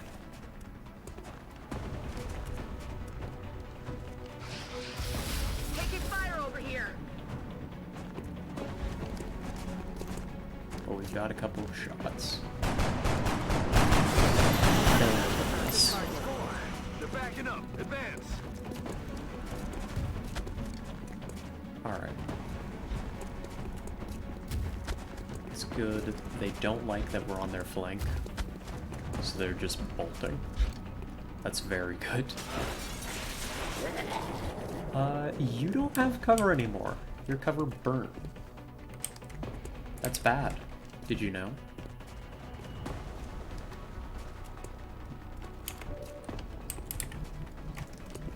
That's okay. Now we can use some HE and clean this contact up, I believe.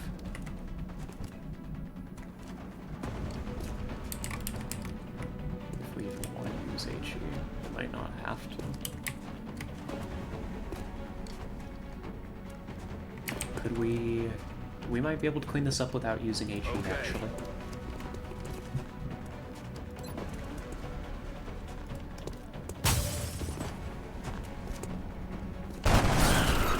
Because the Finmen left, they got scared, they ran. Which means we should be able to just move on in, take some shots, call it a day, right?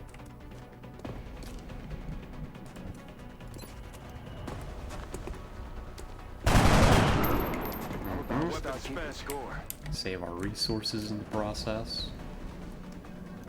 Headed there Let's now. bring you to here. Both Enemies those in sight. Finmen... God. Please, stop. Crying. You can't see it, but these are tears.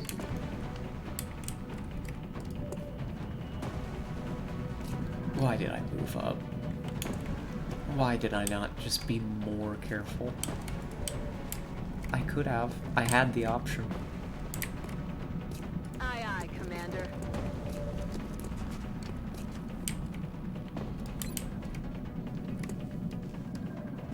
Alright. The HE's gonna come in handy. We can get 2 kills out of this. Batter up.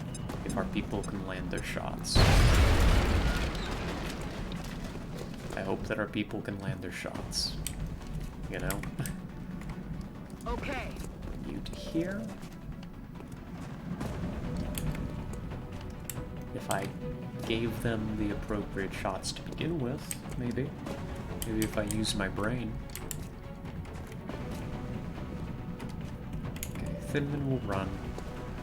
Or, not Thinman. Sectoid will run. Take this shot, please. The floaters. No rounds. More Miss the dangerous. Yep. They are.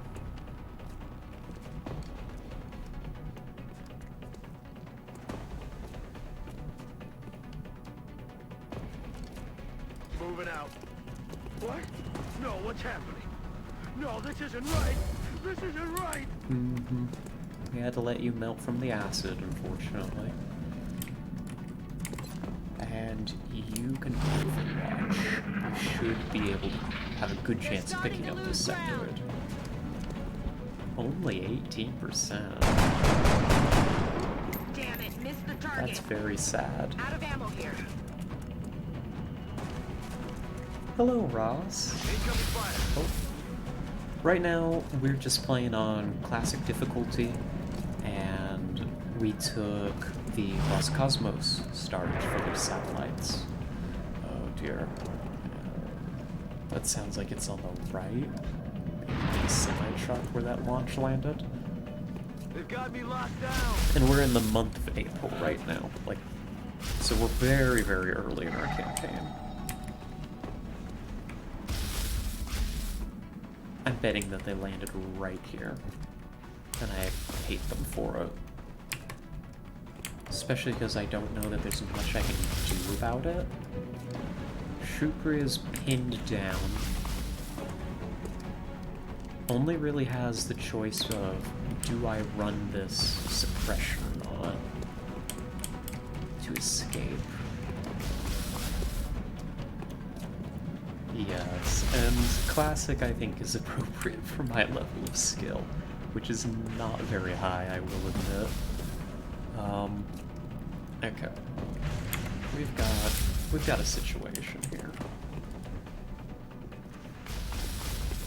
The HEs could be used to crack open this sectoid's position, but frankly that feels like a waste. If I could find a way...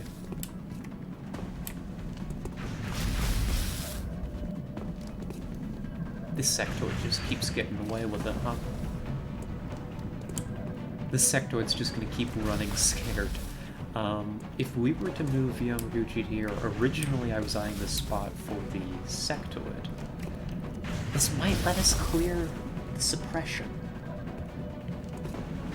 I want to clear the suppression because Shukri here is... Yeah, Shukri is telling us, hey boss, that floater is behind the truck. I know you already knew, but I know too.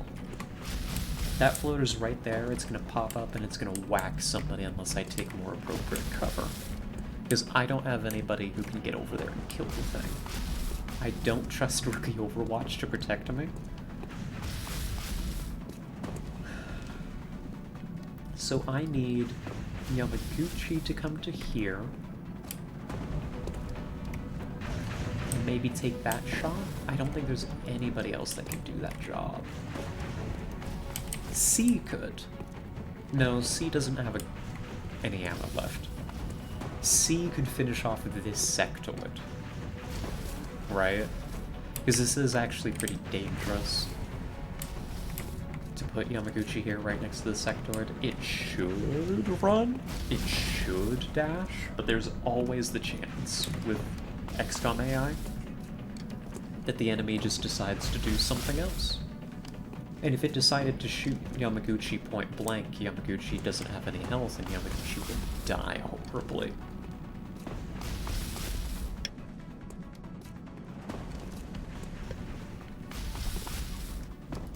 Okay, so that's a situation. The HE is cool. The HE doesn't help. The HE could help clear, like, this contact here, but I don't think I have enough guns online for that job. Jafari would need to fall back too.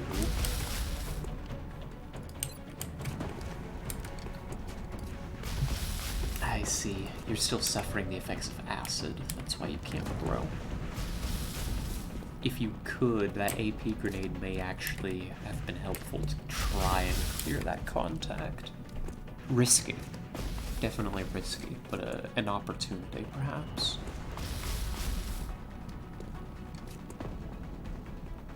So the linchpin of the enemy's position is this Overwatch here. I have a sneaking suspicion that I am just gonna have to run that Overwatch with somebody. Which means that I'm gonna want to dash somebody through it. If I'm dashing somebody, I'm probably going to dash somebody who has to move anyhow, right? Jafari can't stay in their current position.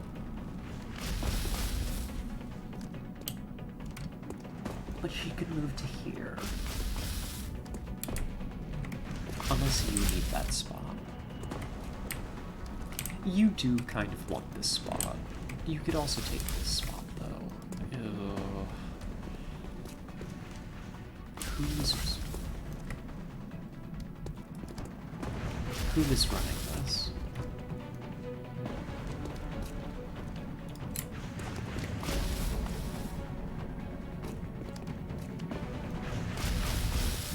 Here's what I do know. This is the only way that I can actually kill this sectoid. And the sectoid's gotta go. So this move is fine for me to make. Uh-huh. Alright. That's one. Let's not forget that we still have two thin men running around, though they were pretty scared. If they do come back, I don't think that they're going to be super involved in the fight this turn. So we can deal with that as it comes. Naomi Bell.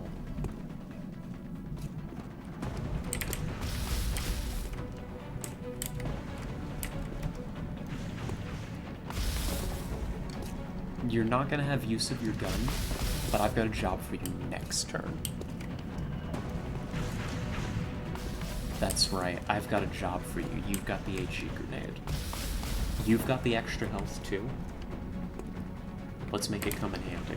Well, preferably actually, let's not let the extra health come in handy. Let's just have the shot miss. We're gonna dash this. Dashing will reduce the chance that the Overwatch hits. Running. Come on. Oh, thank goodness. Sometimes you just get lucky. Good. That means I can bring Yamaguchi to this position. 69% chance to hit. We're hoping, at a minimum, we need to clear this suppression. I'll take a kill, though. Guns dry. I will take a kill, that is for sure. Shukri is gonna fall way, way, way back. Running. It's rough in my mind taking them out of the fight like that. We can't keep pushing forward and activating more contacts. We can't get those thin men back in the fight, and we need to deal with this floater back here. I'm on it, Commander. So you come to here. We'll give you an Overwatch. Floaters, he doesn't see the Overwatch, but maybe you'll still get a hit. It's not impossible. Pardon me. Oh, acid. Forgot that affects steady weapon. Okay, here comes the thin man. starting to lose ground. That all you've got?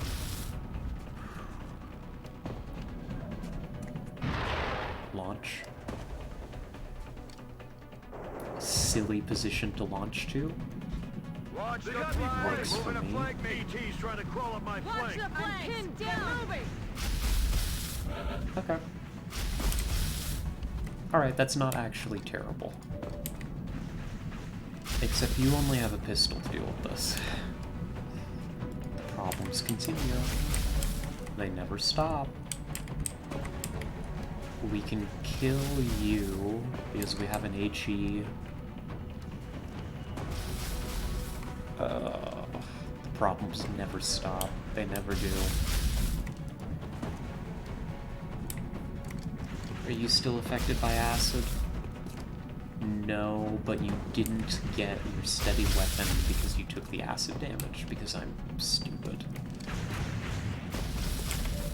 That's okay. That's okay. You have an AP grenade. You have an AP grenade and that's gonna save us, but who does it save us from?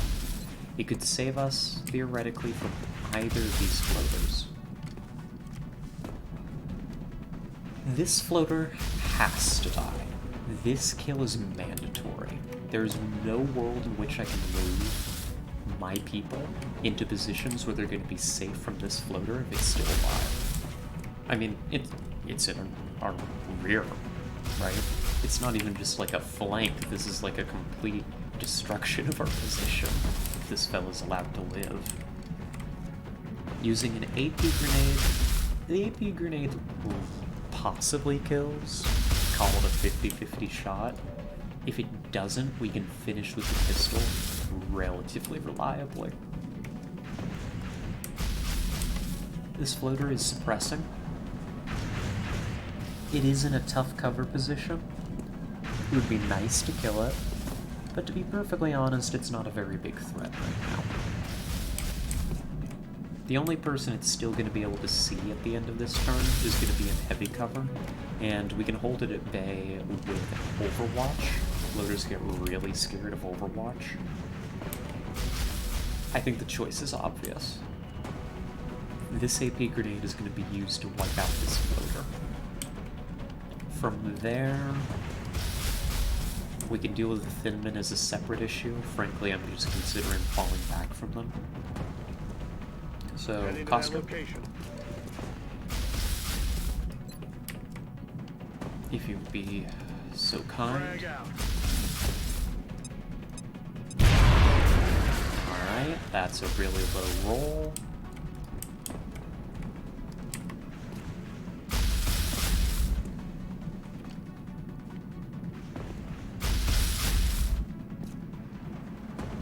On my way. Pull your sight. Please actually pull your sight on. Thank you. Thank goodness. There was a chance that that didn't kill. Not a very high chance, but a chance nonetheless. Alright. They are in half cover. We don't have the ammunition to actually engage them. They aren't pinning us, though. That's actually a nice little thing. They aren't actually holding us in this position right now. So here's what we can do.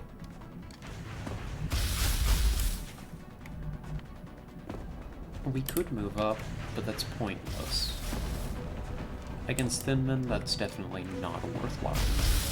I would like to be able to get the HE grenade in better positions. I would like to be able to reload Bell this turn. I would like a lot of things. But clearly, it doesn't matter what I like. We came here for ice cream, and this is what happened.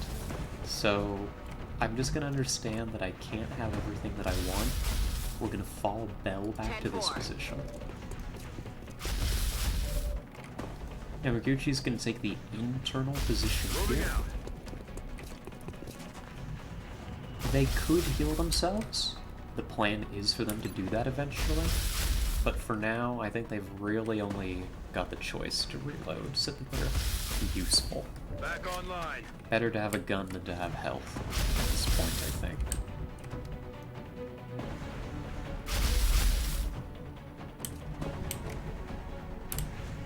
Now here's where we could get a little fancy, and maybe screw myself. We could bring Zongzi to this position. This is a very natural, very human position to put a soldier in. It's heavy cover. We can reload. It's a blue move after all. Or we could put C in this position. They wouldn't have the step out. They would not be spottable by the thin men. If the floater moved,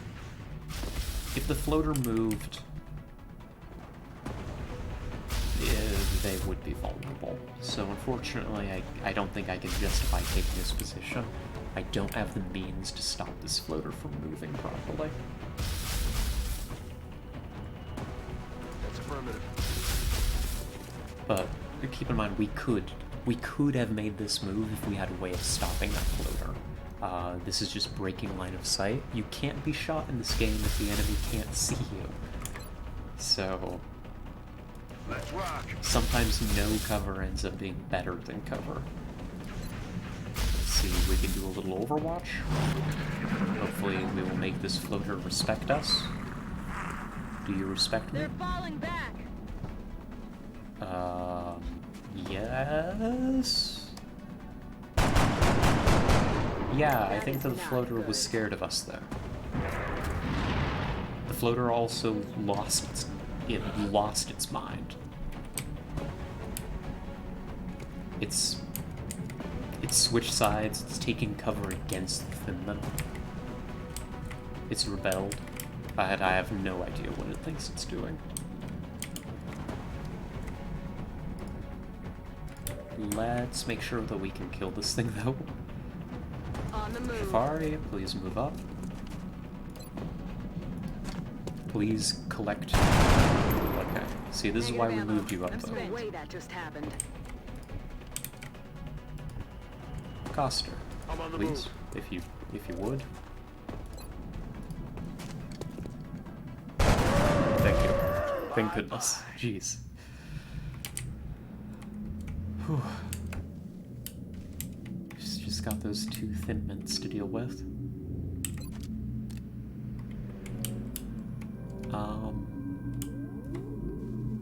Where do we want you then? I'd like to get you a heal onto this fella.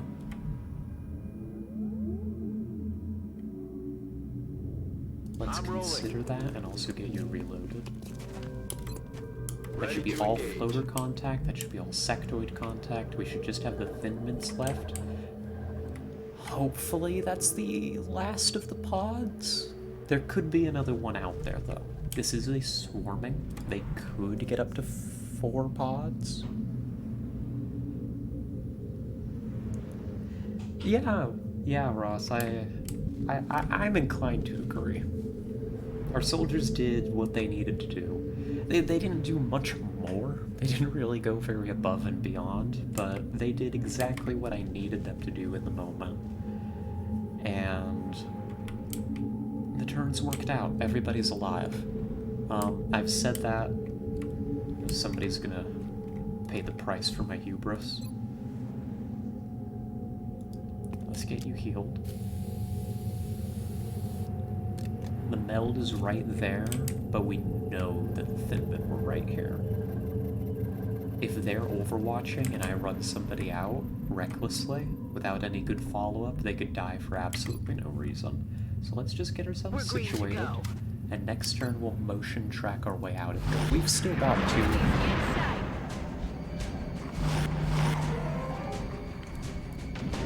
I'm screaming. I'm crying. It's all happening again. And the meld's gone. It's okay, we were never getting any meld this campaign.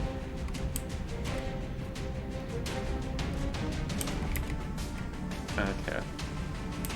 Shafari's can't take advantage of that really nice flank there.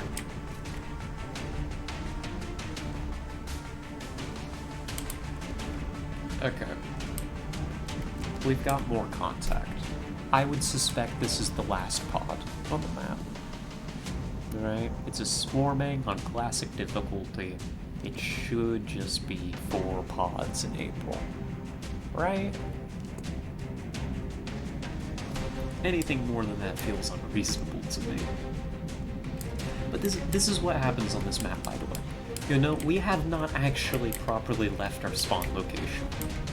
There's a whole rest of this map that we just don't get to save because the aliens just activate it. They just do that whenever they want to.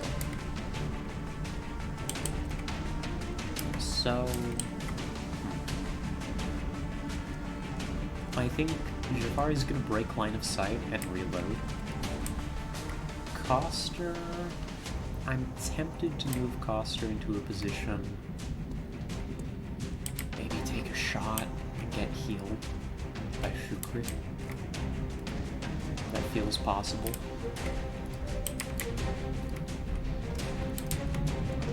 Oh, okay. I was like, you're here, why are you not flying? No, you're actually on this time. Understandable, have a nice day.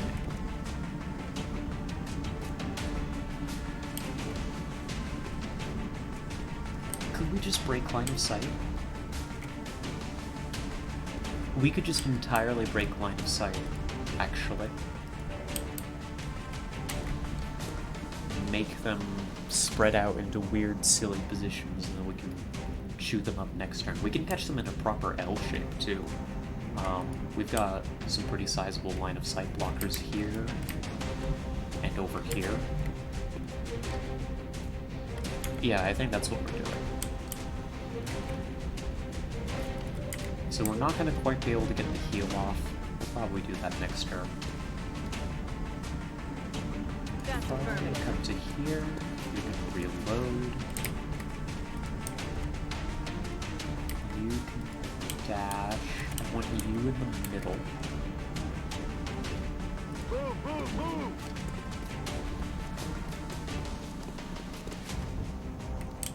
And Coster, please come to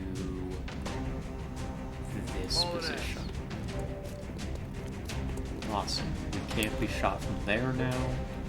And we just have to bring the sea back, actually. Heading to that location. Make it reload. Back in.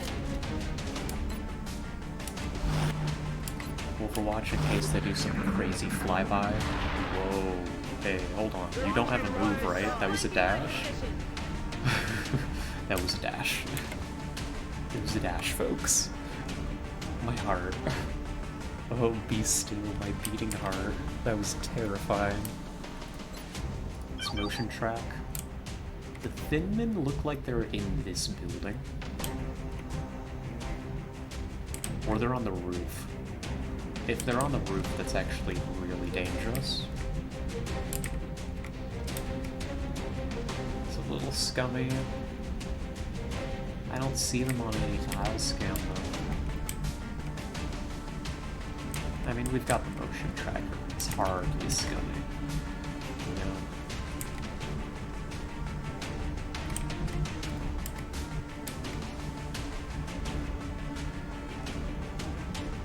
I don't see them.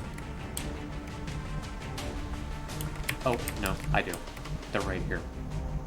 That's them. 2 little Thin Men. Which means they can't quite flank us yet. We could kill them horribly. Like, we could murder them right this second using the HE grenade if the HE grenade goes off properly.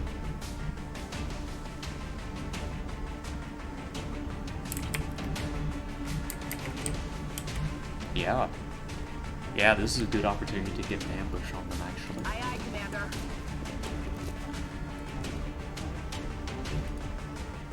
Well, maybe it's not.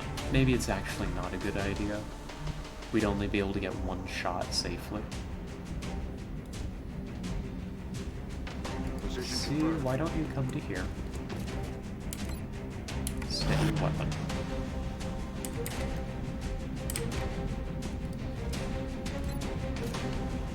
Alright folks, you don't really have a choice but to take shots here. Even if you were to run back, you're just running yourselves into additional enemy fire. So,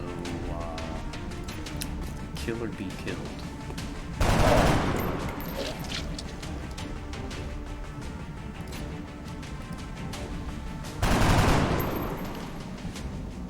Please. Adjusting sights.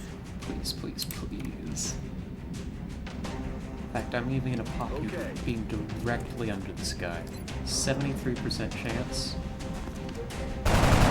Okay. Good.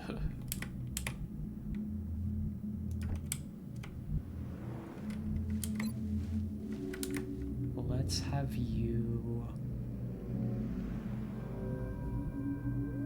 I'm rolling. sit on this ice, just in case somebody flies overhead.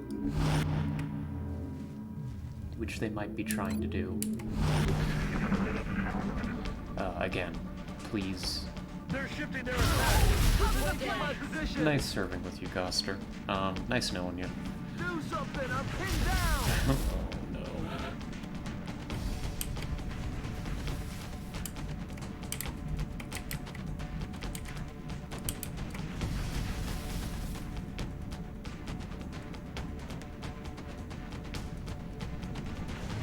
Heading to that location. Yeah, unfortunately, Ross, there was not a whole ton we could do about that. With the one being on this side of the truck. Our people just got pinned in position. Maybe I could have just run away.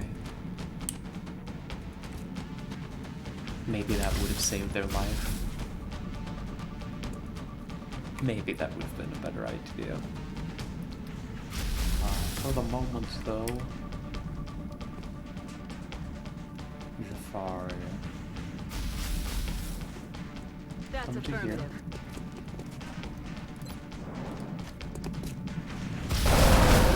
Thank you. You're a hero to me, personally. We can't quite clear that, but we did just find a lucky flank here. Can we make something out of it? They really love going after isolated XCOM. They adore it. Thank goodness they don't have Seekers yet. Oh, the Seekers, especially in Long War, just get so mean.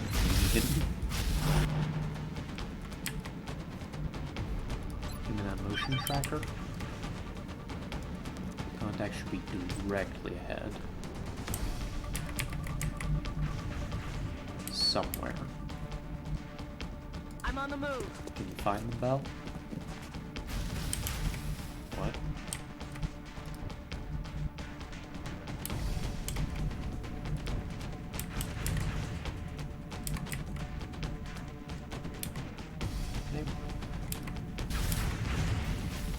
Where are they? They didn't go up on the roof, did they? Really bad news if true. Full disclosure. We don't like it when they go up on the roof.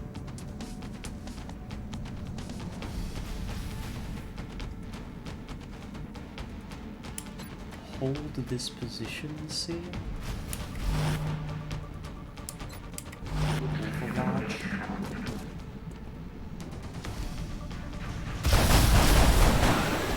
Just kill him. Alright. There's an alien up here. It might be the other floater. I'm pretty sure it is, anyhow. Because I'm not seeing anybody on the ground. And we're picking up something above us. So we're gonna try and pick off this floater that we can see. We can still afford to be a bit cautious about it. Oh, well. Got no ammo. Or, you know, sometimes you just hit your shots. That happens too. On my way. Occasionally the game is merciful. Back in. So we just need to be very careful about how we take this roof contact. So let's Got it move covered. to here. Moving out.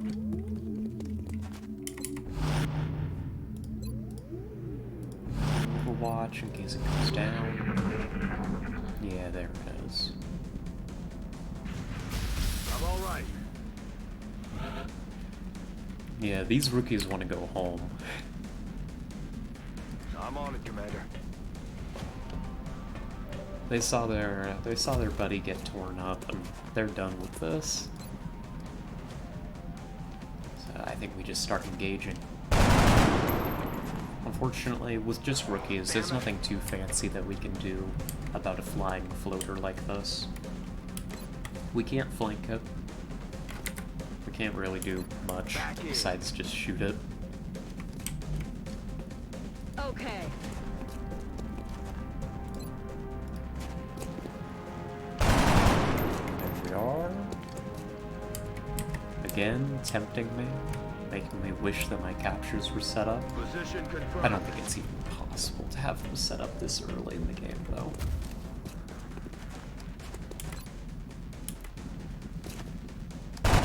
There we go. No longer Everything a by the threat. numbers. We lose another rookie, but Operation Hidden Night is completed overall successfully, I would say. We're gonna net ourselves a nice paycheck from the US of A, and hopefully work on their panic a little bit.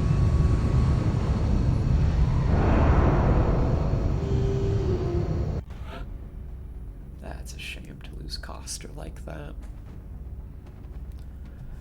But you know, given, like Rossbeef was saying, given the situation, the enemies that were active, we had some good turns there, and I think we brought more people home than we otherwise might have, if that makes sense. I think that there was potential for us to take far heavier losses on that mission. Naomi Bell did not level, though, despite getting a kill. I don't think I've ever seen that happen before. Neither did Karima.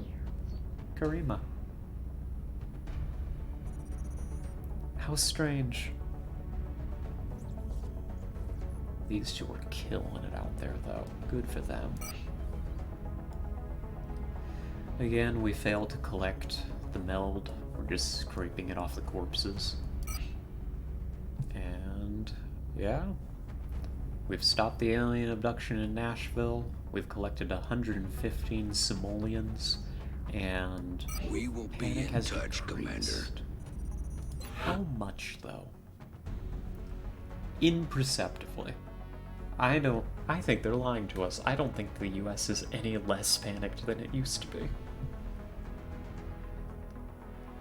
For the record, oh, you get less XP for the mission if you have a death. I didn't know that. Huh. Today I learned. You learn something new every day. I don't expect the United States to survive another terror mission. That's okay.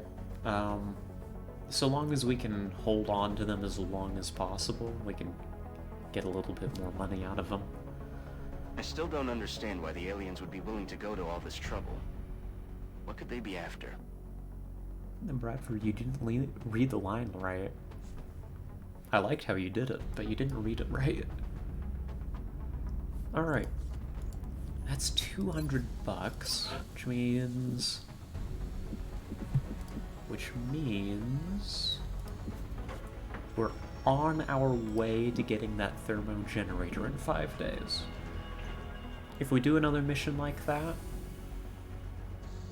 we might be able to do that. Keep on track. If we get the thermo generator going, then we will be on track for captures to start next month in earnest. Like, everything should be ready. Maybe I'm being over-optimistic, but I'm hopeful. What can I say? Speaking of captures, we have completed Xenoneurology. This is going to give us access to the arc thrower. The arc thrower is a non-lethal sidearm designed to stun hostile targets. The mechanism seems to be most effective against weakened enemies. So, of course, anybody familiar with the game knows what this is. The arc thrower is how we're going to be bringing home live aliens. It's a piece of the puzzle. Now here's the question.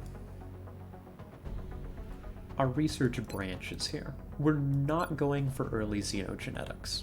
There's no world in which I justify this. I don't feel the need to stop off for the autopsies quite yet. Soon, just not yet. The two main branches of our research, we could go alien weaponry and go towards lasers, get some more damage out there. Or we go through alien materials and we move towards better armor.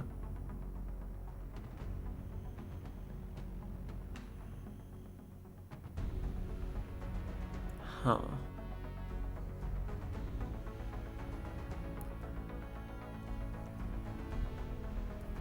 Now, both are pretty good. I got a little greedy and I went for my capture research first. I felt like I could get away with that, and so far I have. Now, the question is, since I've gone for the captures, what do I follow this up with? This isn't my usual line of research for this. Alien weaponry, we would also get as scopes, but honestly, most of our money is going to be going into getting the capture programs up and running. I don't think that we have a whole lot to spare.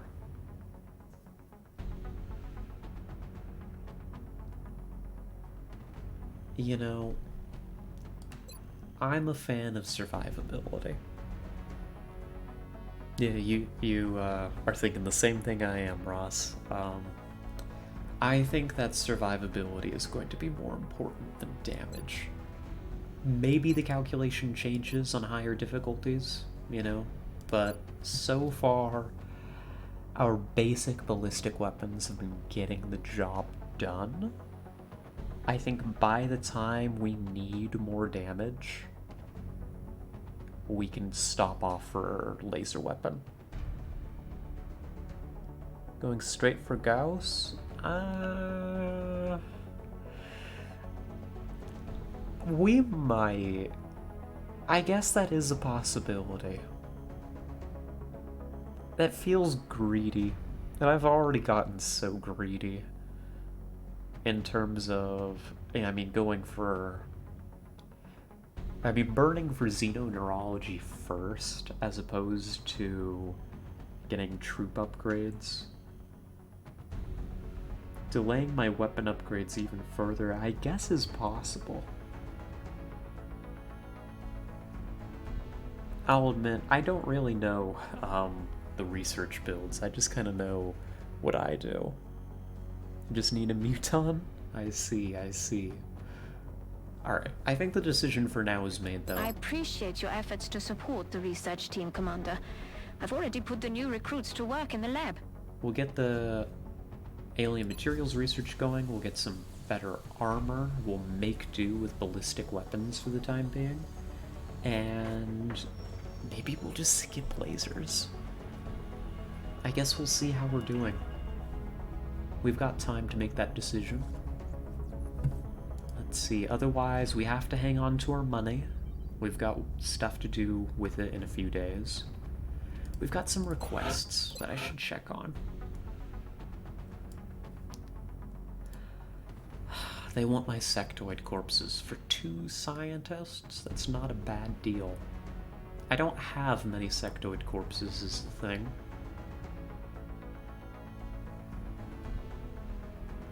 If I get rid of these sectoid corpses, I'm not going to be able to do the autopsy until I kill more sectoids.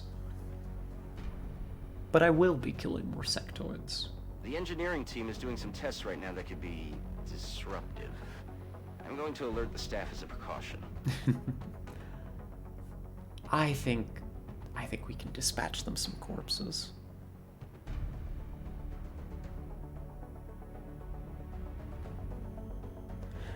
That's very true, Ross. If we could get that online for Gangplank, I mean, that would be really nice. We do intend on attempting Gangplank. Pretty much whatever condition we're in. I mean, it's just, the payoff is incredible if you can make it work. If we could have Gauss for Gangplank. Yeah, I like the sound of that. You're tempting me. I feel like you're luring me towards the dark side. This feels unprincipled. We can go ahead and roll the clock. We've got a lab up. Getting our lab going is going to help our research efforts considerably. Laboratory online. Cool. Nothing else for you to do yet, Shen, so stand by.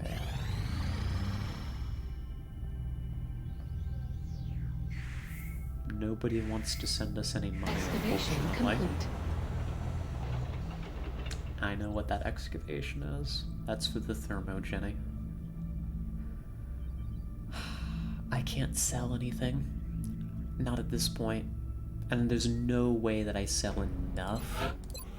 Like, look at this. There's no way that I sell enough of this to actually get the thermogenerator, so we're not even going to bother looking at it. Commander, we're detecting a new contact, much larger than anything we've previously encountered. I recommend we scramble our best-equipped fighters if we're going to engage that ship. Uh-huh. No, we're not sending any fighters after it. We don't even have any available, Bradford. The infamous landed large. Could this be you? It could not be. This could just hop over here and do an abduction. I would be actually much happier with that. Let's find out. Where are you going? Psst, psst, psst, psst. Land UFO. Okay, good.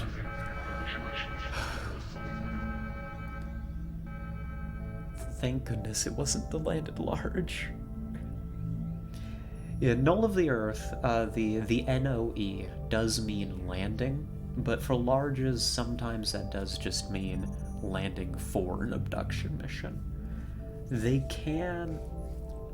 What I was afraid of course, Ross, I'm sure that you're already very knowledgeable on this point, but for those who don't play Long War, specifically, there was a chance that that was a supply ship. They're of the same size as abduction ships. And they can go Null of the Earth too. And they can land. And then they just sit there and tempt you to send your troops to die for those precious, precious materials. Winning a landed large this early in the campaign is huge. But maybe other people win them. I more likely die on them horribly. They're very hard missions. Commander, we've picked up multiple requests for assistance. Abductions in progress are marked on the hologlobe. Bradford, there's only one. It's in Vladivostok, Russia. We've got moderate alien activity. They're gonna pay us 90 buckaruskis for it. That's just what I was asking for. Urban close quarters. The rookies are going to love it down there. So I think we just send them in. Jafari's headed back out. She should be able to get her promotion. Rodriguez. Malcolm Ross. Alrighty. Yeah, a transport would have set us up pretty well. Who knows, maybe we'll see it.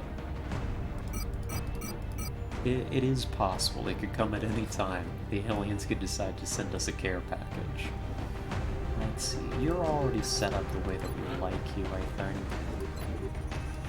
You'll make use of that HE grenade just yet? Oh, thank you, thank you. I believe that was the falling sound. It's not telling me very quickly. Let's see. Oh yes, thank you Ross for the follow. There it is. I'm just so impatient. I hear the sound long before I actually see what the notification is. I get so excited. Alright, have a good time at work, Ross. We'll try to kill some aliens for you. Let's see. Mr. Martin Gibson. Do you want extra armor? I think you do. That felt comfortable having that on that last mission. Let's give you the ceramic plating, bring you up to the 6 health number that I like so much.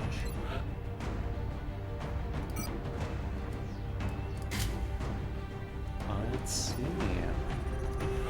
Easy setup so far. We could get you attack armor, another HE.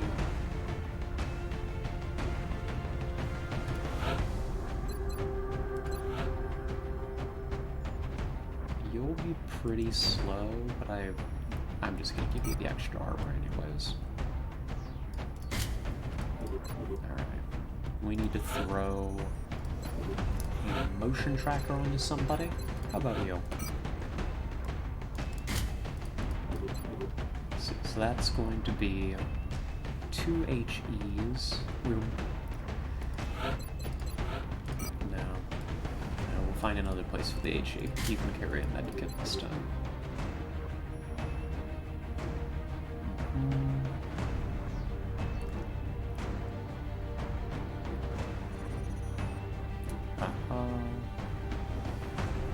We've just got a lot of room for grenades this time, I guess. So Ross, go ahead and take an HE. Could we squeeze a smoke in, maybe? Maybe that's what this is telling me to do.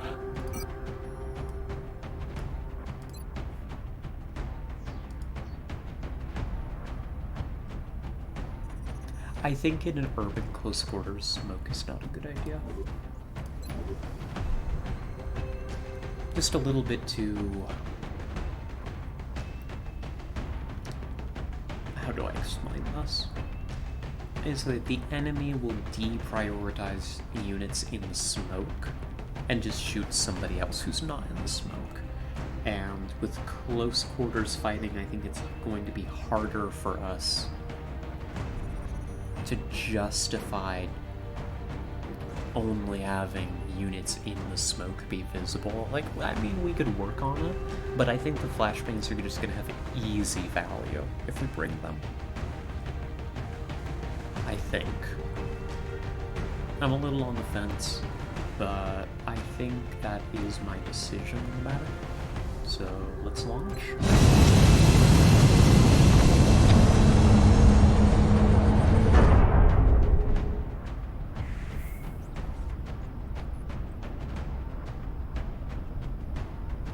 Visual on the mission site. Setting down. We'll be deploying to Russia for this one. We're still picking up transmissions indicating alien movement in one of their major city centers. We should get down there and secure the area ASAP. Alrighty, it's time for Operation Silent Knife. It's an alien abduction in Vladivostok, Russia. Should be a fairly middling mission. I don't expect it to be as hard as the last one, and we've got a pretty good paycheck on the line as well. So we're looking forward to the results of this one. We've got, I believe this is the bank map? This is Big Sky. Strike team has reached the AO. Requesting authorization to deploy. Solid copy, Big Sky. Strike 1 is cleared to engage. Yeah, that's right, it's bank. We're here to take out a deposit. Or, wait, no, to make a deposit. You don't take out deposits. You make them. Yeah. We're gonna deposit some lead. In just a moment.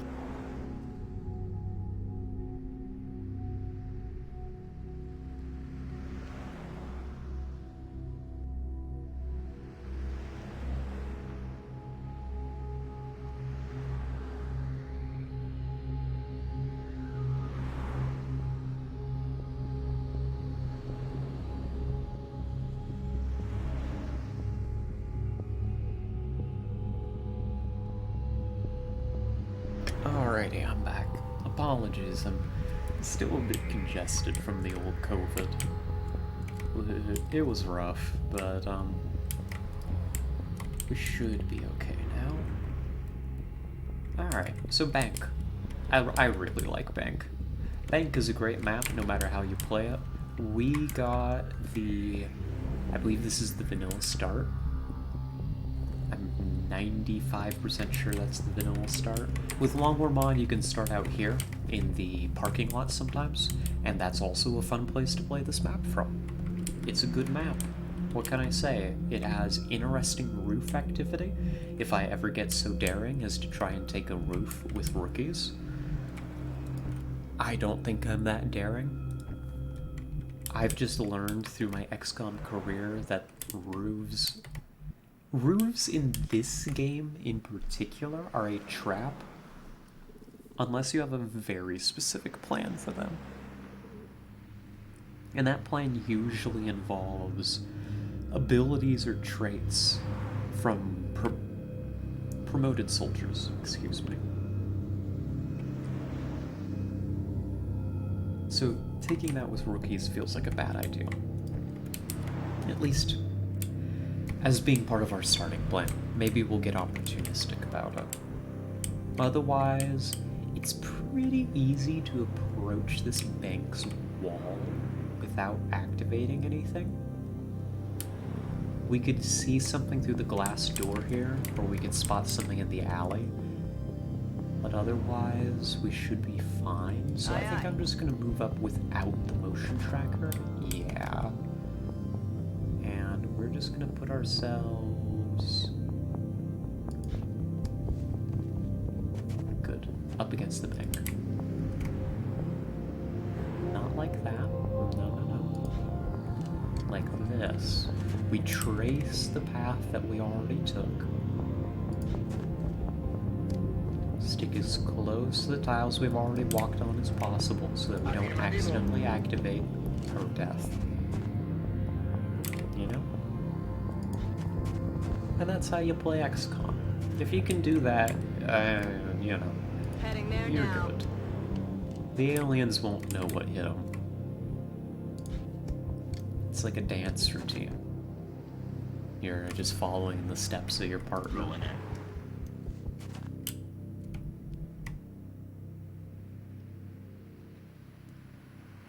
Ross, you're really slow. That's my own fault. That's how I made you. It's okay. I forgive you because that means that I forgive myself.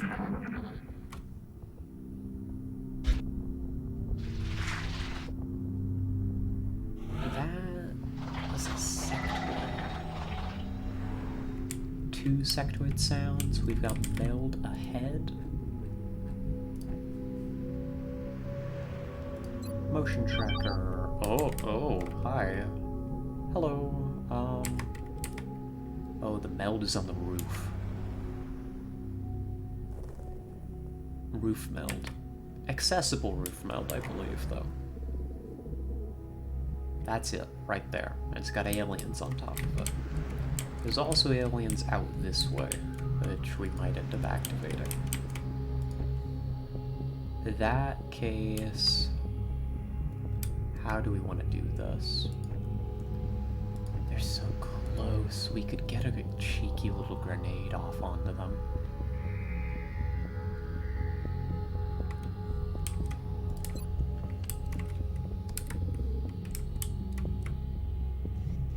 Gibson, are you going to activate if you stand here? You are, because that pod was split. But they've ruined themselves. They got me flanked. These are the worst aliens I've ever seen. They're so bad at the game. Please punish them.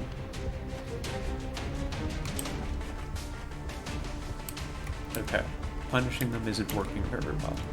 Let's change our strategy. You see, it would be easy to just take that corner and shoot one of them, but we wouldn't actually be able to clear all contact. We will also probably end up activating much more contact, is my main concern. So, there's a much easier thing that we can do. It's called grenade. Specifically, HE grenade. Break their cover. That's the other nice thing about this map, is the walls break quite nicely, I find. Let's shoot you. You didn't shoot him. Bring you to here. Please take this shot. Alright, would any of you like to actually hit the enemy? Have you ever considered you've only got a carbine?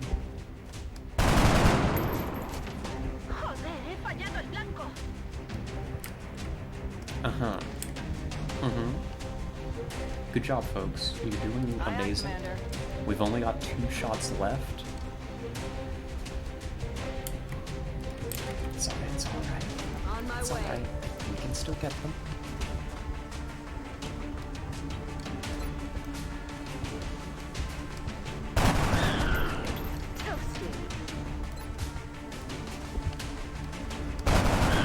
Alright. Alright, 1 sectoid up. It's probably gonna be scared. They're falling back. Probably. Operative word.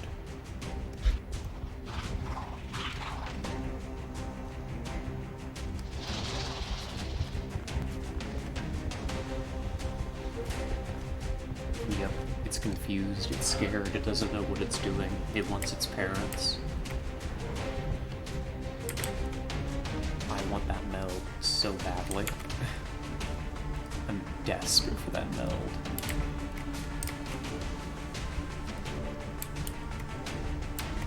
I could get Mark Gibson onto that meld right now.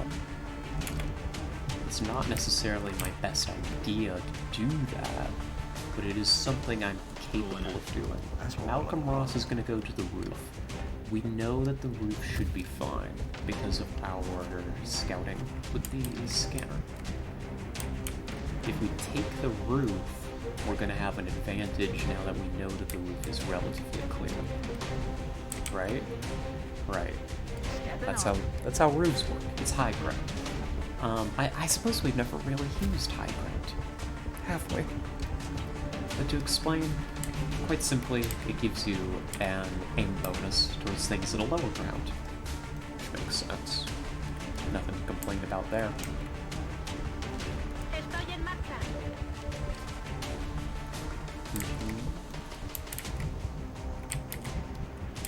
I would like to move up closer. I understand that I should behave myself because that's not actually a good idea. Doing so would be pretty disastrous to my cause. So let's split the team. 3 will go up. The other 3 are going to try and hold this lower ground.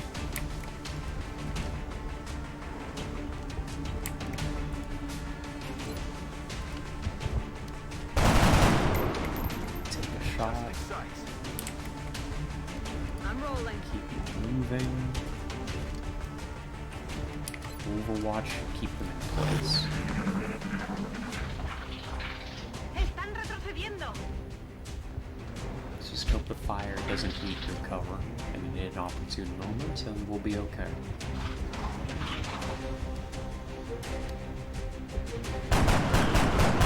Shooting. Contact has been cleaned up. Good, even more meld. This could be our opportunity. You can go get the meld. Aye, aye, If Commander. you do it, you're a little less likely to activate. Been secured. 11 meld. Oh, goodness. Look at that. Doesn't that just look delicious?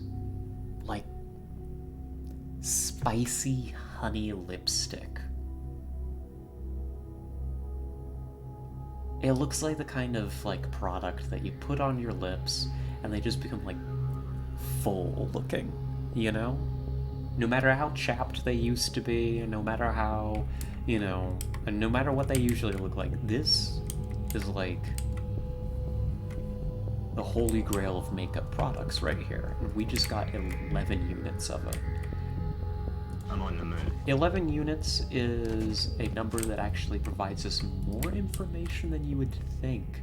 The amount of meld in these pods reflects the current amount of resources that the aliens have in, like, the strategic layer. So this tells us that the aliens are doing all right. Not amazing. Not,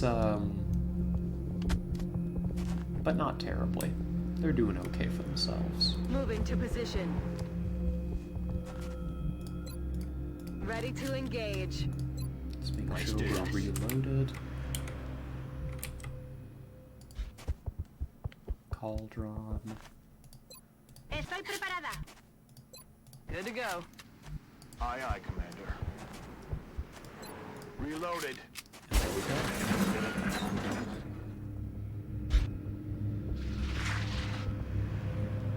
Now, there should be more meld out this way if our soldier was accurate and not just picking up the same piece of meld. So... oh, there is. They were accurate. They were being honest with me. Alien object in sight. It doesn't even look like a trap. It just looks like a meld. That's incredible. Oh, wonderful news. So let's move That's into affirmative. here. Good. We know where both enemy pods are. They're like right here. They're kind of on top of each other, which is awkward. But we aren't going to engage them this turn. Anyways, Heading we're there heading now. to recover this meld first. Such a good start to this mission, honestly. We're gonna get in position to engage from the roof if it comes to it.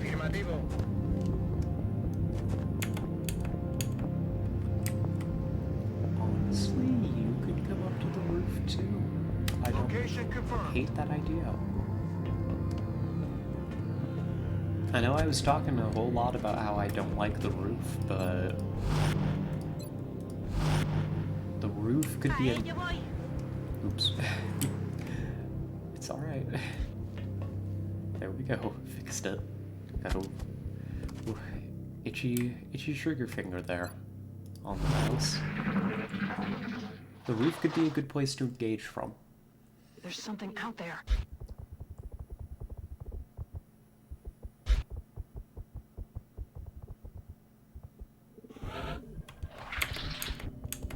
Where are they? We want to pick a good moment to engage. Moving. Shafari. Got I the secured the goods. meld. And with that, we are no longer on the clock. We can take as long as we want, and there are going to be no consequences for that.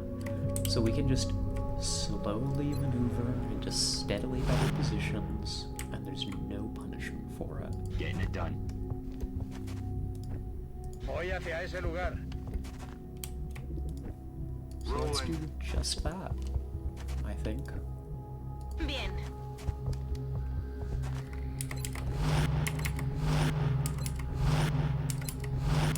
Next turn. Oh, good. Next turn I was planning on engaging anyhow, so this is a good time to do it. I'll get him next time.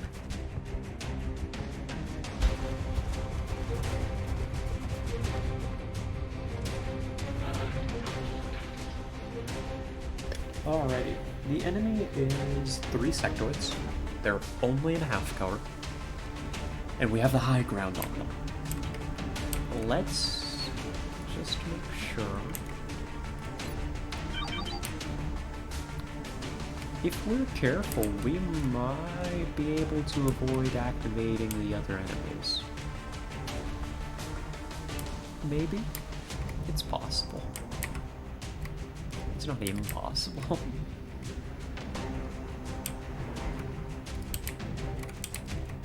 Do I care that much? Yeah, maybe. Uncertain. Get back to me later on that. Okay, you're right there. Which means we can't actually flank you properly. Not without some grenade work. How about we do just that then?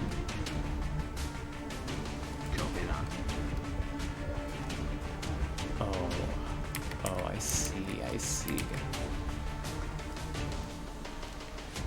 So for one thing, let's just hope this doesn't blow up our lovely roof cover. Like it should. It did. It did, and that's really bad.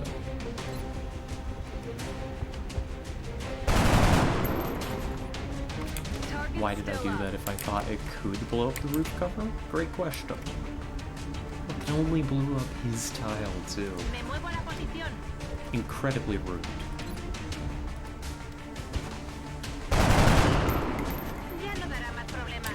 Let's pick up these easy kills. Let's not activate the additional enemies.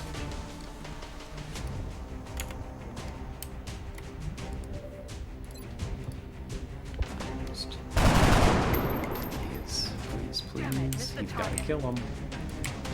You can't let him get away with this.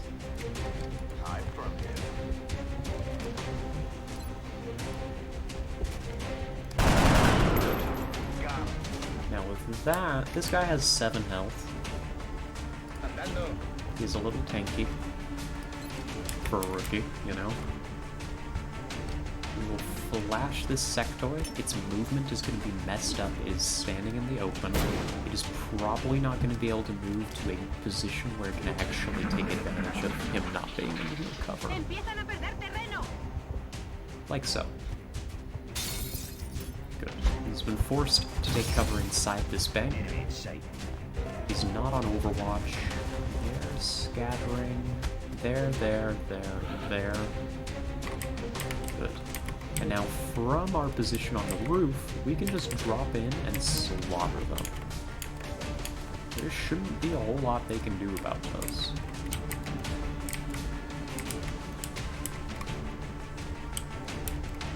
So let's find people without useful grenades first, like you.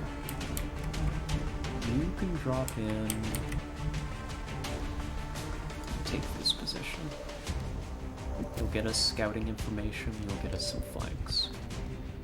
Good.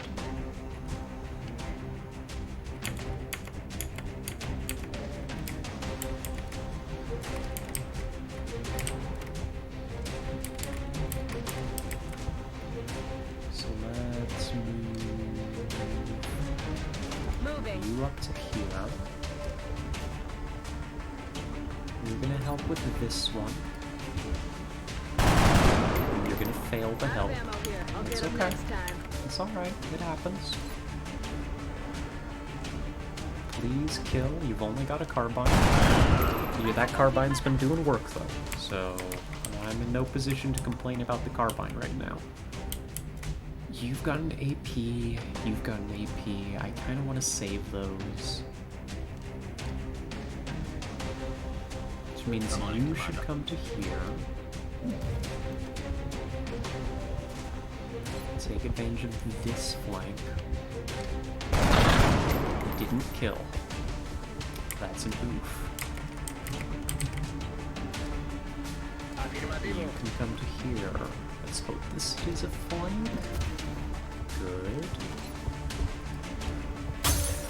You see, we're dropping off the roof and just tearing apart their position. We've only got 2 people left. And more aliens than we can handle with that number of persons. But that's okay. You know, that's alright actually. We can flash these 2 together.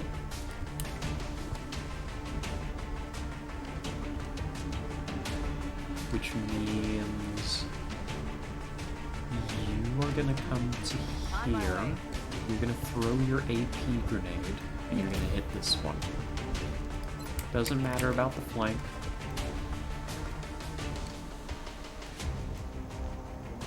Is that even gonna kill? It's not a great angle. Try it. Frag out. Good.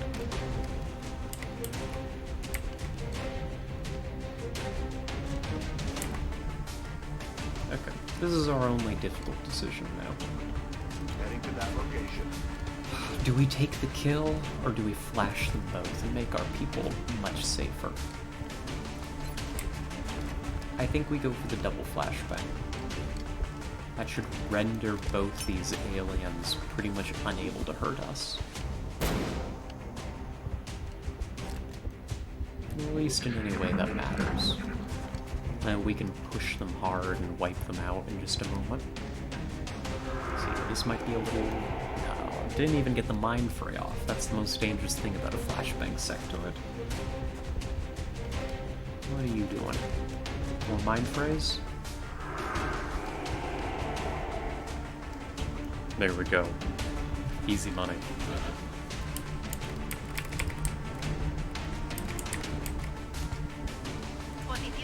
Now they are so close, we can just roll right in and wipe the floor with them. This is the command sectoid, by the way. It has additional health. It should have some more stats, and I was just about to say, they should have additional traits. And this one has low profile, so this is a half cover desk, or this isn't a desk, what is this? Counter? And it's using it for full cover. Not for long though.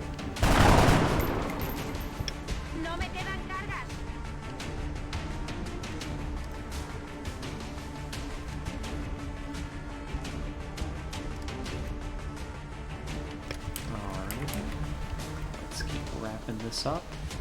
You can just come to here. You can just shoot them.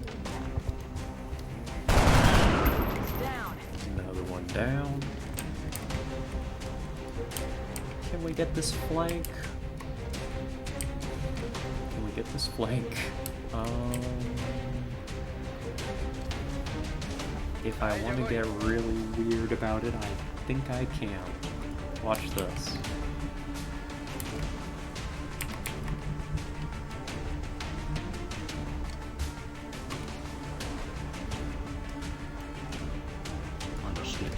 Open that door, Ross. And good. Now you have the flank. Had to get a little fancy. All objectives complete. Oh, that was a really good mission. We got both meld canisters, and we didn't take a single injury. That was good. It's about time we had one of those.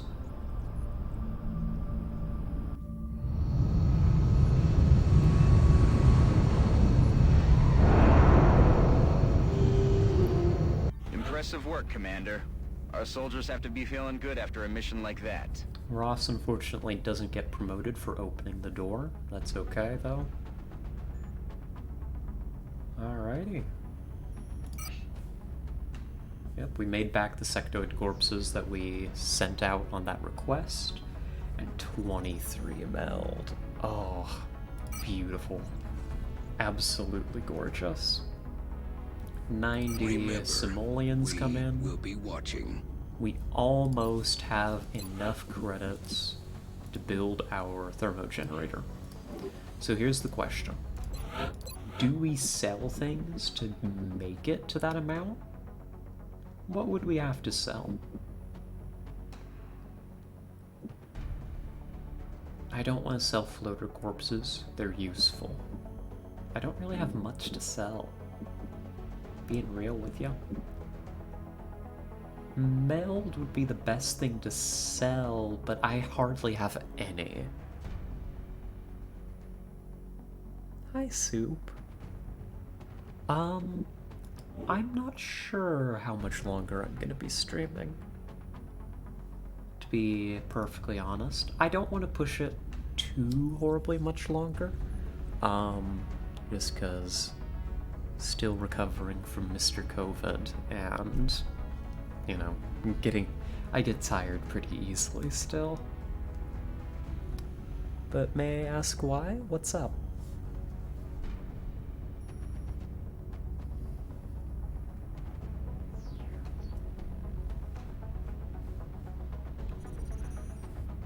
probably what I'm going to be doing is, thinking about it, is I'm going to be playing the strategic layer until the next mission pops up.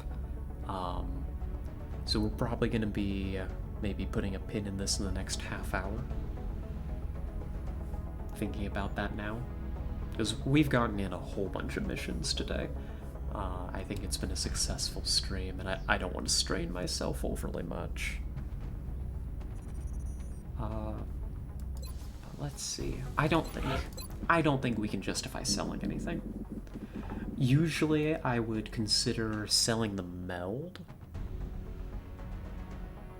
Oh, it's okay, Soup. It's all good. I hope you've been doing well.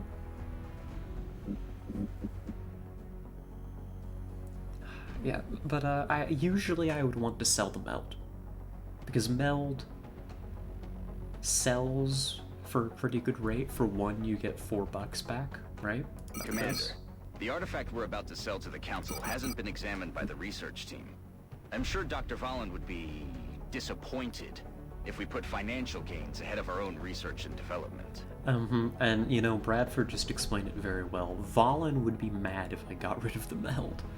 Well, the thing is, the research, xenogenetics, right, which is going to do, it's our meld research, it lets us do meld things, basically, costs 20 meld. It costs almost half of our current meld stockpile. And the things that we do with meld are A, very important, and B, cost a lot of meld. So I can't, because we have not been successful in gathering meld in our tactical missions, I don't think that we can afford to sell it. Honestly. So in that case, I think the thermogenerator is going to continue to be delayed. We don't have to do any excavations, though.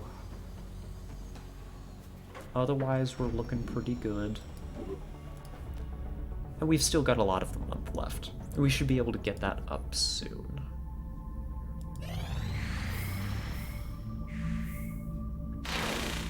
Alien materials is on the way. They want more sectoid corpses. You know what? Let's give it to them. We're killing sectoids pretty quickly anyhow. Oh my god. They're only gonna give me one scientist for this. I'm probably not gonna give them the corpses for that.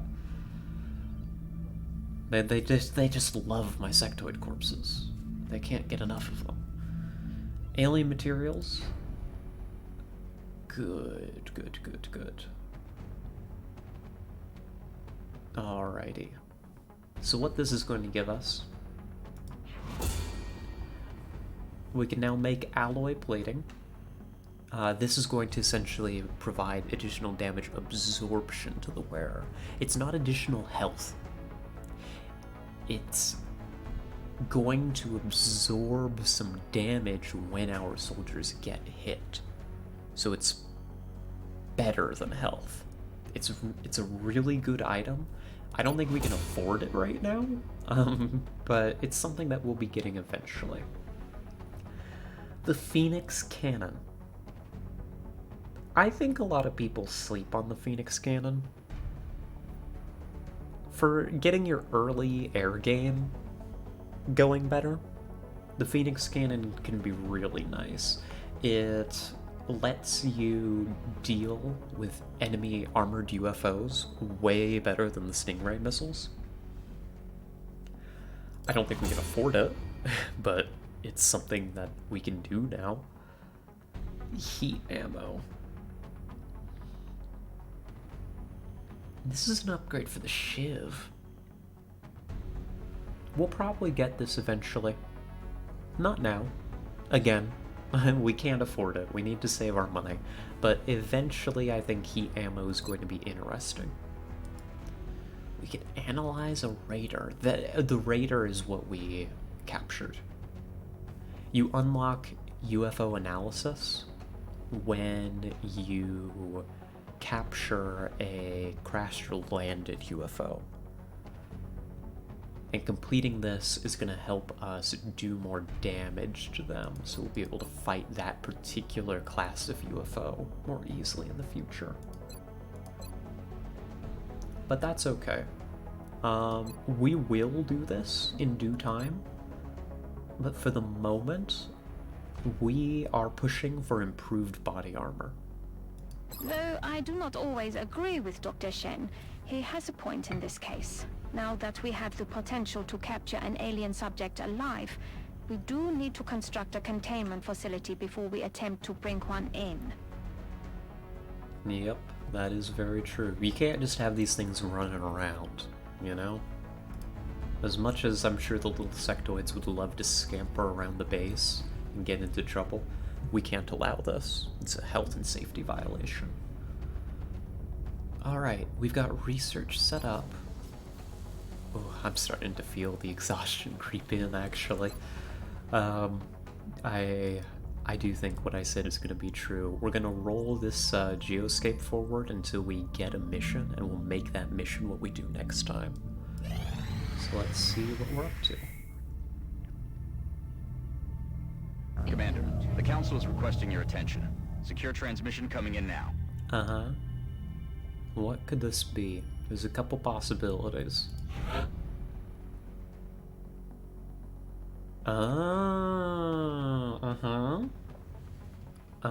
Important. The Council has been monitoring unusual reports about a hijack attempt on an unauthorized French military convoy. Although the alleged perpetrators were human, our intel indicates the aliens may also have been in the area. If true, this raises a number of questions about the cargo being moved. We'll need a squad to investigate. Central should have our complete report momentarily. Good rewards, 2 scientists, 2 engineers, 75 buckarooskies. This is important. This is the beginning of one of the many story chains of missions. Which means we're gonna have to deal with. Alright, that's okay. Next month, there's something that we're gonna have to deal with, I'm betting. I like the Portent mission, though. Portent is a fun mission. We are bringing a real squad on this mission, though. I'm not bringing rookies. It can be... I mean, we only get one shot at this, and it's a very important mission that we complete. Retreat is not an option. But we're not doing that right now. They can wait a little bit. Yeah, we're headed to France. Ooh. Well, everyone, you know, take some time off, talk to your travel agent. We're getting ready to go to France next time for Operation Portent. We're going to be putting together a squad as well. So, you know, I think people should think about if they want some named squad members, we can send them out. One of our first little story missions. I think that would be a good time. So far, we've only customized one person, and we only changed their first name so that we could have Father Garcia along. You know? I'd love to see some more custom squad members. But that'll be next time. I'll harass you chatters about that when the time comes. I know I often stream longer. It's only 5:10 where I am, but it's the COVID. I feel exhausted. But thank you so much for everybody that tuned in. I had a lovely time. It's so good to be getting back to this after being gone for a week. It felt really good being able to stream again. And a thank you and an apology to the VOD watchers who have not had much to watch here recently. We'll be getting more to you this week, I hope. A heads up, of course, that because of the condition of my health, although I will eventually be fine, right? I'm on the mend.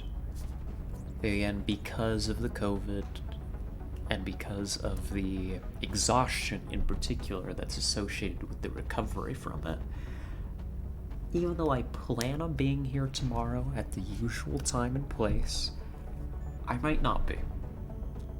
You know, if it gets to, 2 p.m. Eastern Standard Time and I'm like feeling dead, I'm not going to be here. I'll prioritize my own health over sitting here and making the little XCOM people run around for you. My apologies. And that's going to be the rule of thumb for this week. I'll probably keep saying it each stream so that people are aware of it, in case I disappear for another little bit. I will be back eventually. It may not be very consistent this week, unfortunately. But yeah, that is my piece. So thank you again to everybody, and, well, stay safe out there. Watch the skies.